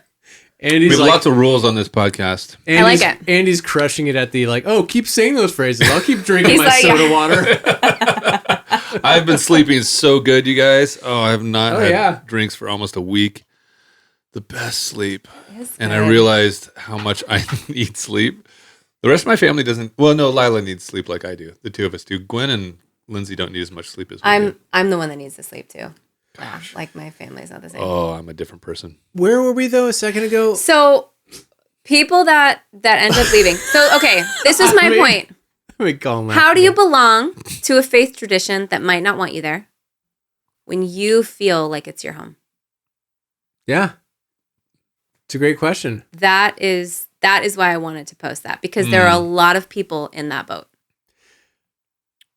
I need the exact answer Okay. immediately. I don't know how we talked last episode about at the second half was kind of about Mountain View closing. And I don't know how it worked out the way it did, but and maybe there's people at Mountain View Church that will learn things through that clip or from this of like they don't know maybe they don't. There's probably people at our church because of the way it's constructed, the centered set, that would be like, wait, you don't believe all the worship lyrics, or you maybe think that everyone goes to heaven, or whatever the thing is. They'd be surprised to learn that. You don't believe that all the worship lyrics to all the songs are perfectly written? Correct. Yeah. What? Yeah. That's Chris Tomlin, man. Come on. Yeah. The Gospel of Tomlin. Yeah. Dude, tender Tomlin, man. So tender. So safe. All the Beckys can listen safely. I've heard he likes to party from insiders. Yeah. Really? Yeah. He likes to party with I have lots of good insiders. Party like CCM. some. Amy Grant. He parties with Amy Like Grant. it's the 90s again. Wow. Oh, Okay. cocaine. I get it. Oh, wait, that was 80s. Sorry. Wow. Yeah. What was 90s? Definitely booze, maybe heroin. Heroin in the 90s. I like to think of worship leaders doing heroin on the sly in the green room before they give the most important performance of their It's lives. such an easy cover because of all the powdered sugar donuts Yeah. that are at church. That's more Coke nose. I'll go powder my nose. I have to go powder my nose in the green room. Excuse me. I need to powder my nose before I could sing of your love forever. I could sing of your love forever, and I will. I've never seen your face do that. That was amazing. My Coke impression. Wow. I've never That's how we done hit those Coke. high notes. Never done Coke. Where were we? You were saying people that I feel like Mountain View. It feels kind of lucky. Like, how do we construct this environment where there's so many people that are aware of other people that think differently? Yeah. But that's okay. We're all trying to move towards Christ imperfectly. Yeah. I don't know. It's just like That is part of it's kind of a gold mine. Like, there's people that are like, how do you? What is your church? What magic? That is was this? the comment that I got a lot too in DMs. Was like, what church do you go to? And The one that's closing. Yeah, I know. geez, Colin. Gosh. Why the fuck would you? Why would you Why say would you that, say that? Colin? asshole. Poor Colin. Colin's like, this is why I don't talk. I'm done. More from the 1800s shortly. Colin, he's walking Don't out. leave. We're sorry. Colin walked off the podcast. Oh man. He's going to take the piss of sorrow. It is true. Okay. But this is, I think, like, in a very hopeful way, like, I feel like if we are able to talk about this more publicly, that potentially more spaces like the church that we go to will, in time, I don't know, like, Yeah. there will be more spaces for this. Yeah. And not to toot our own horns any more than I already have, but, whatever happens post Mountain View, if it is indeed finalized, it's like, unless we all go on a trip together and crash in a bus accident, I think Jeez. we're going to create something that's Yeah. different. And, Yeah. who knows what comes of that. I was thinking, as you were describing that, I was thinking a little bit, there's like I feel like there's some parallels to how churches operate and how parents choose to parent. And there's a version of parenting which is like, don't even go to that thing. Don't even think about that thing. Don't do it. It's bad and it's terrible and you should just never touch it. Don't This ever is touch good. it, right? Go away from it. Avoid it at all costs and we won't talk about it. I don't want to talk about it with you because it's bad. Cautioning the cautious child. Just avoid it at Constantly. all Yeah. costs. We never go close to it, and I won't tell you about it. And I don't even want to hear that you were thinking about it, Right. and you don't try to think about it. That's one version Wait, of it. what mom can hear your thoughts? Yeah, and then there's the other version, right? There's the other version. Oh, they know. Moms. We know. We know Moms everything. Probably a Jewish mom, We know Yeah. everything. for being honest. Yeah. You were wearing your sweater. You should know better than to wear that sweater. Why were you wearing your sweater outside? It's cold outside, honey. So Bill Maher and Jewish mom. Jewish mom. new These are my impression? new ones. Wow, these are some new characters. I think Bill Maher's Jewish too. Anyway, Am I really? but one of the things that was I was actually asking Art Greco recently about. I say, hey, what would you, if you were going to give a one statement description about what's unique about the ECC, the Covenant Church, Evangelical Covenant Church as a denomination? What's the thing? Because I kind of looked through stuff and it went like, yeah, this looks Seems like kind of general. general Christian stuff. Yeah. And he did say the one thing is that they allow space for divergent ideas outside of like the set of Christian orthodoxy. Like Jesus is who he says he is. This is how salvation exists, etc. And that it leaves room for that. And I think that in my mind is the framework that allows someone who says, I'm not sure about this thing over here. Yeah. And so you're not kicked out. Yeah. You're allowed to say, oh, well, come on in and we can talk about this thing together. I'd rather talk about it with you. As long as you eventually agree. There's a time limit. Yeah. You have 1 year to wrestle and then you have to decide. Well, and there are some people who just, get stuck. And they can't ever, they continue to waffle back and forth. And I know some people who get frozen. Yeah. It's called a 9 on the Enneagram.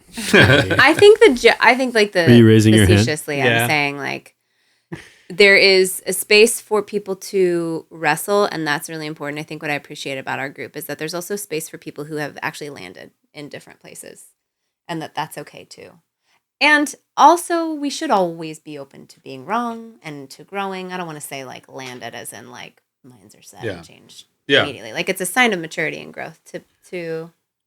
But literally, some of the comments are people that have landed, and it's like, this is the way it is. And any deviation from where I'm at is apostasy. Which is so ironic that they were like, there is a right way to do faith, and you are not doing it right. I'm like, well, as soon as you guys can all agree on what that is. And what does the word faith mean? It's like, there's a right way to do certainty. Yeah. Well, so probably the most charitable interpretation of that would be a question that's defending the devil again. Do you believe that it's just that it is all relative, that there is no certainty in truth in any of Christianity? Yeah, I get that. I also do think compassionately too, like they are defending something that's very, very valuable and dear to them, and something that they do believe is important for everyone to know and see in a certain way for everybody's salvation. So I can see, and because I love my family members that believe this way, they are genuinely concerned that I have deviated from conservative evangelicalism, because conservative evangelicalism gave them like so much, their life, so I think. But I guess what I'm trying to land on again is like the core set of like generally agreed upon Christian Orthodox theology principles. Yeah. That is tends to be like, these are the core things. This is what centered set theology is. Like, hey, this is who Jesus is. This is who he says he was. This is how he's described how you were to receive salvation.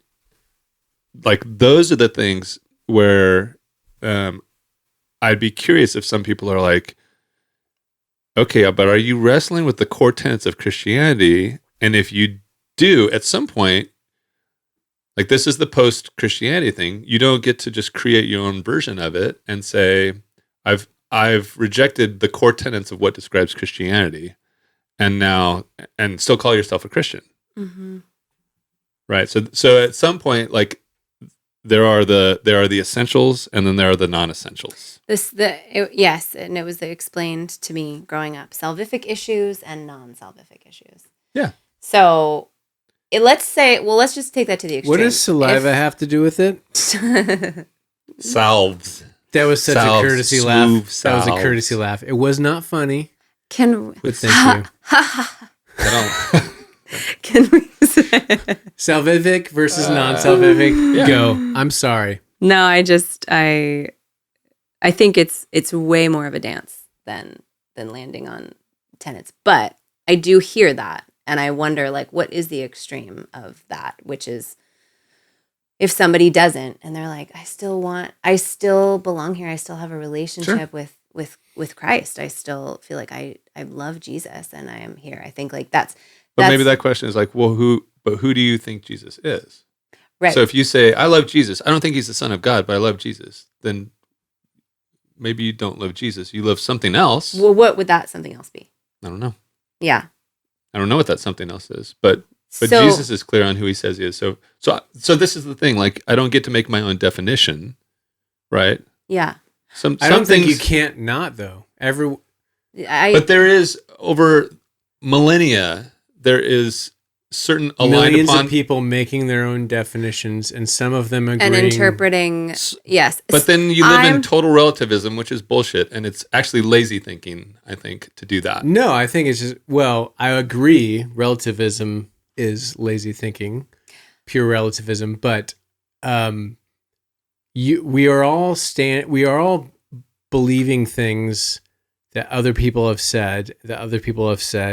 Even when you get to the Bible, if we're being honest about it, it's things that were written down after the fact by people. And so it's a complicated game of interpretation and distilling and trusting things. And so there always has to be a certain degree of like, Yeah, it is I don't faith. get to The beat you over the mystery. head with this thing that I cannot prove. But kind of a thing. that is faith. That's what I'm saying. Yeah. You can choose to believe in something, but if you choose to believe in something that you set a definition that's against that's separate from what other people have classically defined as faith in a thing. Right. You I might believe- not be a part of that group anymore because you don't that's- buy into That's their- why I'm saying, Okay. like, you have faith in someone, but it's not Jesus. Not me. You're talking the general. You're Yeah, speaking in yeah, general. not Yeah, you, yeah. but like this, you described this person said, I want to go to this church and I belong and I love Jesus. I don't believe that Jesus is the Son of God, but I love Jesus. That would be like, well, that's a core tenet of who Jesus says he is. Yeah, I think it's kind of a straw man argument. I think it's like I feel like it's How is that? Like, because I it's way believe more in- of a process than that point that you're talking about people getting to. that's where, well, So but what does that I have to think- do? because I'm sensitive to the people listening and to the people that I was talking to that are like actually feel pressure to get to the point where they have to define what it is, and they're like, I'm trying to figure that out. Yeah. I don't know what I think, or like I might actually think something different, but there are other things that I really do resonate and I really want to be a part of. I'm open to, whatever, growing and thinking through things. But Yeah. so that's what I think I'm like when the extreme is, well, we do have to land on exactly what this means. When you say Son of God and I say Son of God, even that could mean two different things to each of us. So But I think it's important to have that clarity. Like, I don't think it's helpful to I think it's wonderful to allow someone to come alongside and grow in their faith and understanding of Yeah. what these things are. yeah. But I don't think it's kindness to not like help them understand what things are and what they're not. So it's not kindness to say Jesus is just a nice guy. Yeah. Like, that actually ultimately can lead to you're off. You lived a life that was nice or whatever, but it wasn't Yeah. Christianity. Yeah. I don't think that those people are the ones that want to be inside of churches. Probably not. Yeah. Maybe, I don't know. Yeah. What are the ones? Who's the person that you're imagining? The people that I talk to feel very connected to Christ as the Son of God and feel connected to the invitation into love that Jesus offers. Yeah. And feel connected to God as the creative, Father force of the world, and feel connected to other people when they are singing in worship and they're like engaging in the community of church. Like, those are the people that I mostly like. Those are kind of the That doesn't feel similarities. controversial. Well, okay, they're controversially, if we're talking about where shame comes from and where it doesn't, from a scientific perspective, from a biological perspective. A lot of people ask the question, well, why did Jesus have to die if we weren't inherently bad? So, like, there are kind of questions and different roads that people will go down when they're, like, wrestling with stuff that are like, shoot, I think that this is, or like with, hell or with other things like that, they're kind of like, I actually don't know if I believe in that. And that's like, that would actually open me up to disagreeing with core tenets. I'm not saying like this is my whole story. I'm saying these are all the people that I talk to. Courtney's saying she doesn't sin. That's what she's exactly saying. what she's saying, and I hear Courtney saying, I don't sin. I mean, I've It's not never what I seen said. her Which sin. is Okay. why she doesn't feel bad about anything. I've never actually seen her sin. No. So, I mean, I can't verify. You By were the on way, stage. You saw all that sin. I on stage. definitely still believe in hell. I just think a lot of people might experience it when they get to heaven and they're with Courtney. They think that as well. Welcome to Courtney's karaoke bar. Or they're Constant like, 24/7 worship music, but at a karaoke bar.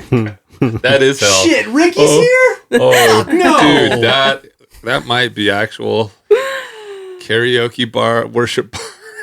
The worst. Hey, if eternal... That's a version of why I didn't like what had been told to me of the idea of what heaven was Singing. Yeah, it was eternal singing. the eternal church service. I'm like, oh, I don't want to go to that place. That doesn't sound cool. Yeah. At like 10-year-old me. Yeah. Colin was all up in that mic, chambered with something to say, and I want to hear it. Yeah. Like 45 seconds ago. I don't know. Get back onto that, Mike. It was. Thanks, Coach. I was curious, Courtney, to hear your definition of where shame comes from, not to trap you, but you can revise. You can verbally process. Don't feel like you're writing a paper might have right said now. something. Yeah, I might have said something incorrectly or But not that I. Yeah. No, I'm not. I'm asking the question not because you said anything incorrectly or correctly. I haven't heard you specify where shame comes from, Yeah. and I'm curious to hear your take. Shame Where it comes biologically is it's the perceived disconnection from love, but it's the personalization of what happened to you, meaning experiences of disconnection or danger that you experience. Kids, especially from 0 to 8, they can't actually think, oh, there's something wrong with my parents or there's something wrong with my environment. They actually, if something's going wrong, if their needs aren't being met, either physically or emotionally, they can't actually at all blame anyone else. The only way that their brains can make sense of it is to think there must be something wrong with me. So just from like a biological perspective, shame is learned. Their babies are biologically perfect and wired for love and connection. So shame is the internalization of moments of either big or repeated small moments of like disconnection. And then when we learn there's something wrong with us, we carry that with us, because if there's something wrong with us, that's the most important thing that our brains need to remember for our survival. So it will highlight it over and over and over again until we can integrate and heal it and stuff like that. So that's kind of what I was referencing and what I was saying. Isn't it true that a baby that is without human contact will die? Yes. Like it needs, even if it's like fed Physical. and it needs physical. Oh, I was going to touch. say, well, yeah, I mean, someone's got to. Is there, okay, another question on shame. Is there a healthy version of shame for an adult? So there's the healthy shame would be the feeling of like that withdrawn I'm badness that comes from doing something that hurts someone else. And that's important for your brain to remember too. And that will give you that feeling of shame because we actually don't want to hurt someone else, not if we are not reactive. Like our natural state is for connection so yes, some people call it healthy shame. Some people don't like that shame is involved in that term at all. I think it's okay. What would be a different word for that if you weren't going to use shame? Guilt. Some people would just Yeah. call it guilt, like I did something bad as opposed to I am something bad. But the feeling is really That's similar. a good distinction. Yeah. That's it. The internal feeling is similar. Did Colin, you have a follow-up? Or did you just want clarity? No, clarity. I am curious, though, because the majority of the New Testament writers are steeped in Jewish tradition, which is Torah and law and prophets. Yeah. And Yeah.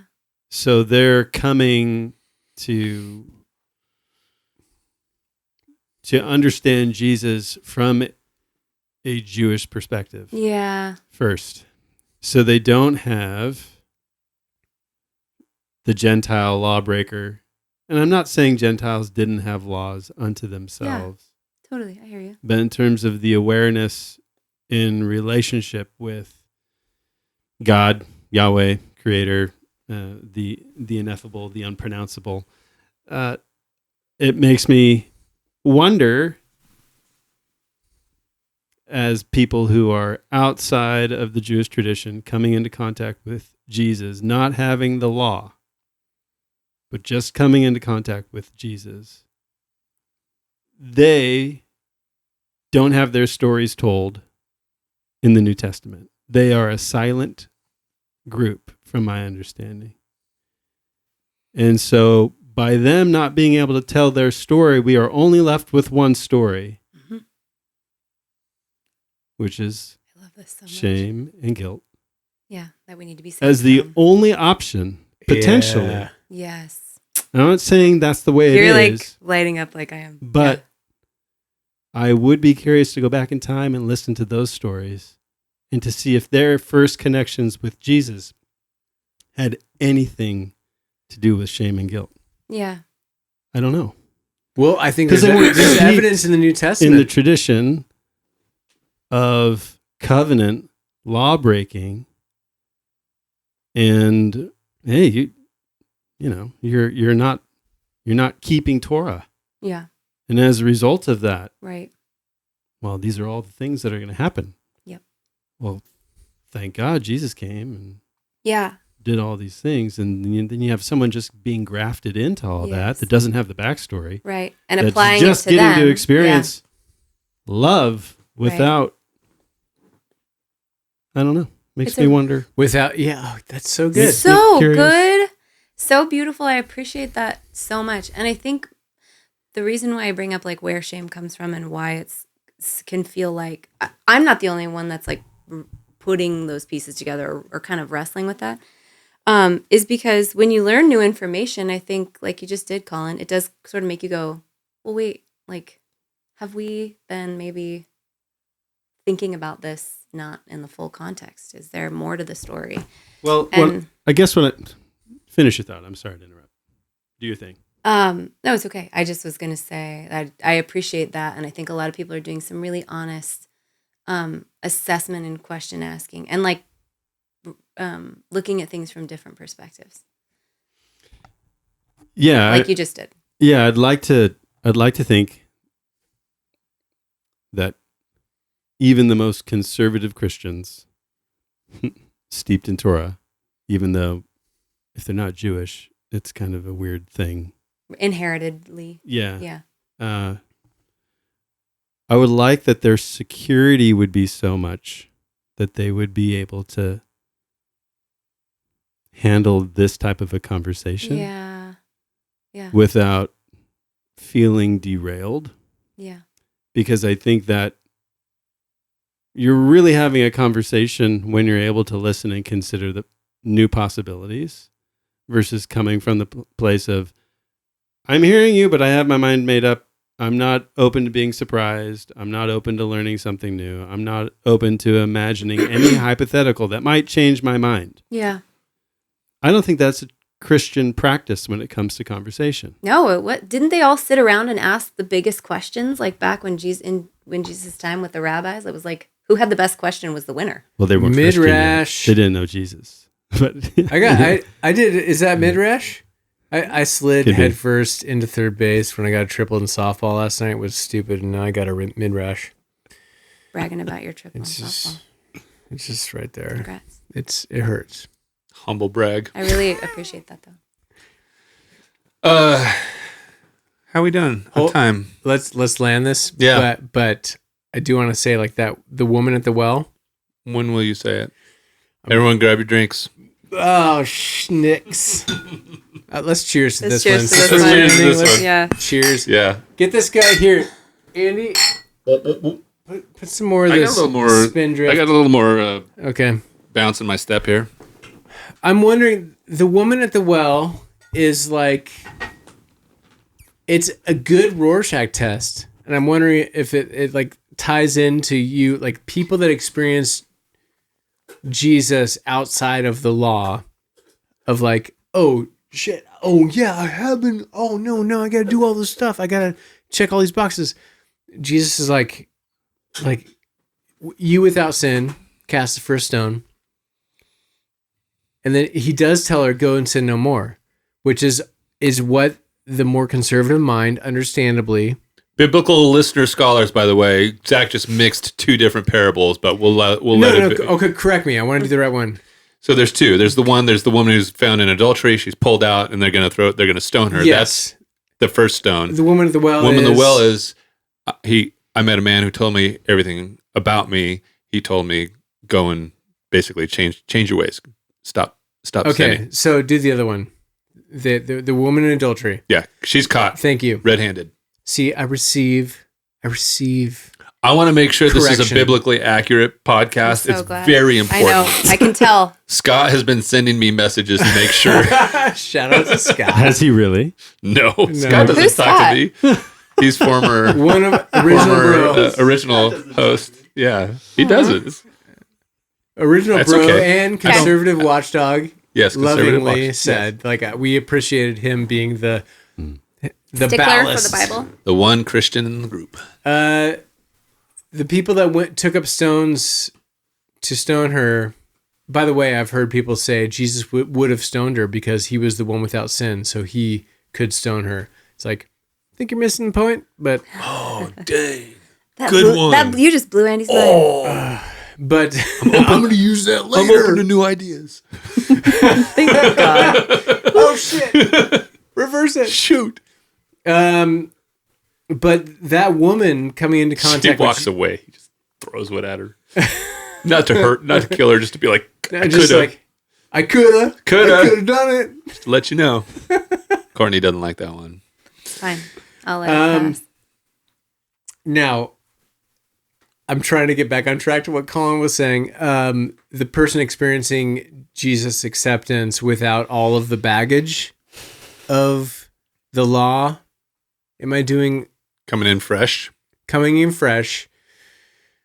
The way we interpret that is a Rorschach test to where we're at. And when Jesus tells her, go and sin no more, now we're getting the English translation. We're missing some context there. I'm just wondering, and this is just my paraphrase interpretation, if it's just like, just think about the orientation of your life, because literally sin is just like being off target. You're just oriented a little off. And if you keep going off, you could be off just a tiny bit, but if you continue this trajectory, you might become like, it might lead you into a world of hurt, like actual consequences. Yeah. And so the interpretation of like, don't do that shit anymore and never do anything again. It's like, it's so basic. It's Never basic do bitch anything theology. again. I like that. Yeah. You know, Don't ever do the things that I don't want you to do again. You know what? The only way to not sin is just don't do anything. That actually might be true. Stop it. That's actually facts. That's accurate. Yeah. But How do if you it's, stop sinning? Don't do things. but if it's just like a call, she's totally accepted. She doesn't have the baggage. She's not like, oh shit. Like, in what ways should I feel more shamed in my habits? But maybe it's like a gentle, like, just think about this. Yeah. Course correct. I don't think it's that far off. And it might actually be more true than the way most people interpret that. Oh, It was like, totally. yeah, but he said don't do anything, don't do anymore. Because every time the radical grace of that moment that I've shared with people, like, it's an impulse, and I've done it before, and I totally get it. It is like, but he told her don't sin anymore. Go and sin no more, as if anyone can actually do that. We can't. But if we had the full transcript of the conversation, there may be some extra pieces in there where he's going, yeah, "Hey, we're reading a text thread. how and we're missing how the has this video. been working out so far?" Right. Totally. And she might be like, not so good. "Not so good." Yeah. And he goes, "You want that to stop?" Yeah. Okay. So that's a So worthwhile make question some to have changes. Yeah. on guilt and shame. How is it working out so far? Absolutely. And that's Yeah. actually the question that How's it working How for is y'all? the tree bearing fruit? that is a question that a mature person asks. Like, what's the fruit of my life? And what am I actually creating with my life? With my utilization of guilt and shame Yes. for behavior modification. Well, sometimes it works. Yeah. Works for me sometimes. There's sometimes I need that. I need to be so unhappy with how things are going that I'm like, this is what is needed. I've needed to move me to change. Oh yeah, totally. I can totally Like relate to that. Like, yeah, you need the backhanded slap of I justice. think of life. ideally we're led by love. We're led by, love and connection. Like you think of a child. Like I wouldn't love for my child to like burn his hand on the burner in order to like not get hurt. I would rather him like take my word for it. But sometimes that is how you learn, and there are some patterns that we pick up and that we. More often than I wanted to. More often than I wanted to. Totally. That we're like, oh shoot. About as much as I wanted to. Do you guys know about, there was a Christian Pretty good rap group in the 80s called PID? Oh yeah. Preachers in Disguise. They had a song, Your Perfect Recitation of the Fruits of the Spirit. They had a song called Let Me See Your Fruit, which they needed. It's like some of these worship lyrics and some of the pastors with their catchphrases. They need one person on the board that's a degenerate. That's going to be like, no, you do not write those lyrics. You said that it was Preachers in Disguise? Yeah. I'm going to say the disguise is incredibly good because that doesn't sound like, they don't look like any kind of preacher. I think that's a pretty good preacher pickup line. They literally rap about the fruits of the Spirit. Yeah. Show me that fruit. That's a Let bar. me see your fruit. That's what you Oh my lean God. into a girl and say at the bar. Yeah. If you're a preacher. That's Oh, a yeah, preacher this is a pickup good line. meme. Yeah. Totally. Yeah. Will you show me your fruit? Slap of the Spirit. What Or did something you like think? that. Oh, that's on you. Well, that's a great place to wrap it up. Actually, let me do a couple comments just because Okay. Because why not? We've already broken the 2-hour mark. we've already broken the 2-hour mark. We don't need to discuss these too much, but I do want to. We did Comments about your podcast. Yes. Yeah, Okay. and You're off the hook I now. confess. You need to be Heretic. here for this. Now you can make fun of us. It's your chance. Oh. No, Do you have Satan on your body picture? Graphic? Do you have a graphic of Satan's head on your guys' body? No, I only No. had time to Do one. do it for you. By the way, if Andy consulted with me, I would have shepherded him away from that. You would have said Just because you I'm a said hero you would have said, and- how's that working for you? What fruit is this going to bear? Andy? That one was funny. You didn't even notice it. It was. I didn't even did notice it. sneak in. And that is, I can tell from the comments from my own post how people actually see me. I see you. I'll That send is you what they see. I'll send you the files. You could use it. I'll put it on my Instagram. Just replace your Instagram. Okay, so this is what Great. we talked about Mountain View closing and Dave Millsap 647. Fun fact: I played with Zach on the worship team, switching between drums and bass while it met at a high school with Mark Perez, I think, who was Wow. the original worship leader. Todd Darmel was the youth pastor at Coast Hills, where I frequented my junior and senior years of high school. I went to Ocean Hills with Zach before it changed. This is all true. Also frequented the market that existed before it became our current church building. And Dave Millsap is the reason I came to Mountain View in the first place. Because, really? Yeah, because he was the original bass player for my band, and then our original drummer switched to bass. And when he started going to Mountain View, Dave, tell us how you went to Mountain View. I don't know how you started going there, but when Lisa and I got married, he's like, hey, this church needs a guitar sometimes. And so that's how Lisa and I, 22-ish years ago, started going to Mountain View. Was Dave Millsap, super fan, who comments all the time, and we love you.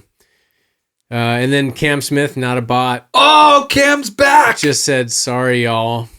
And he had an emoji with it's not sarcastic.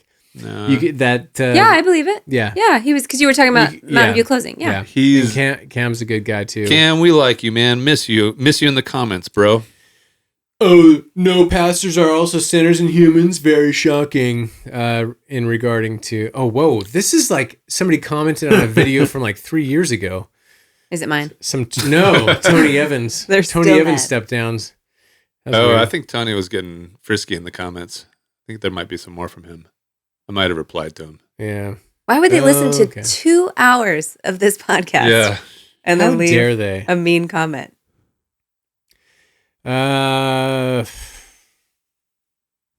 This is great.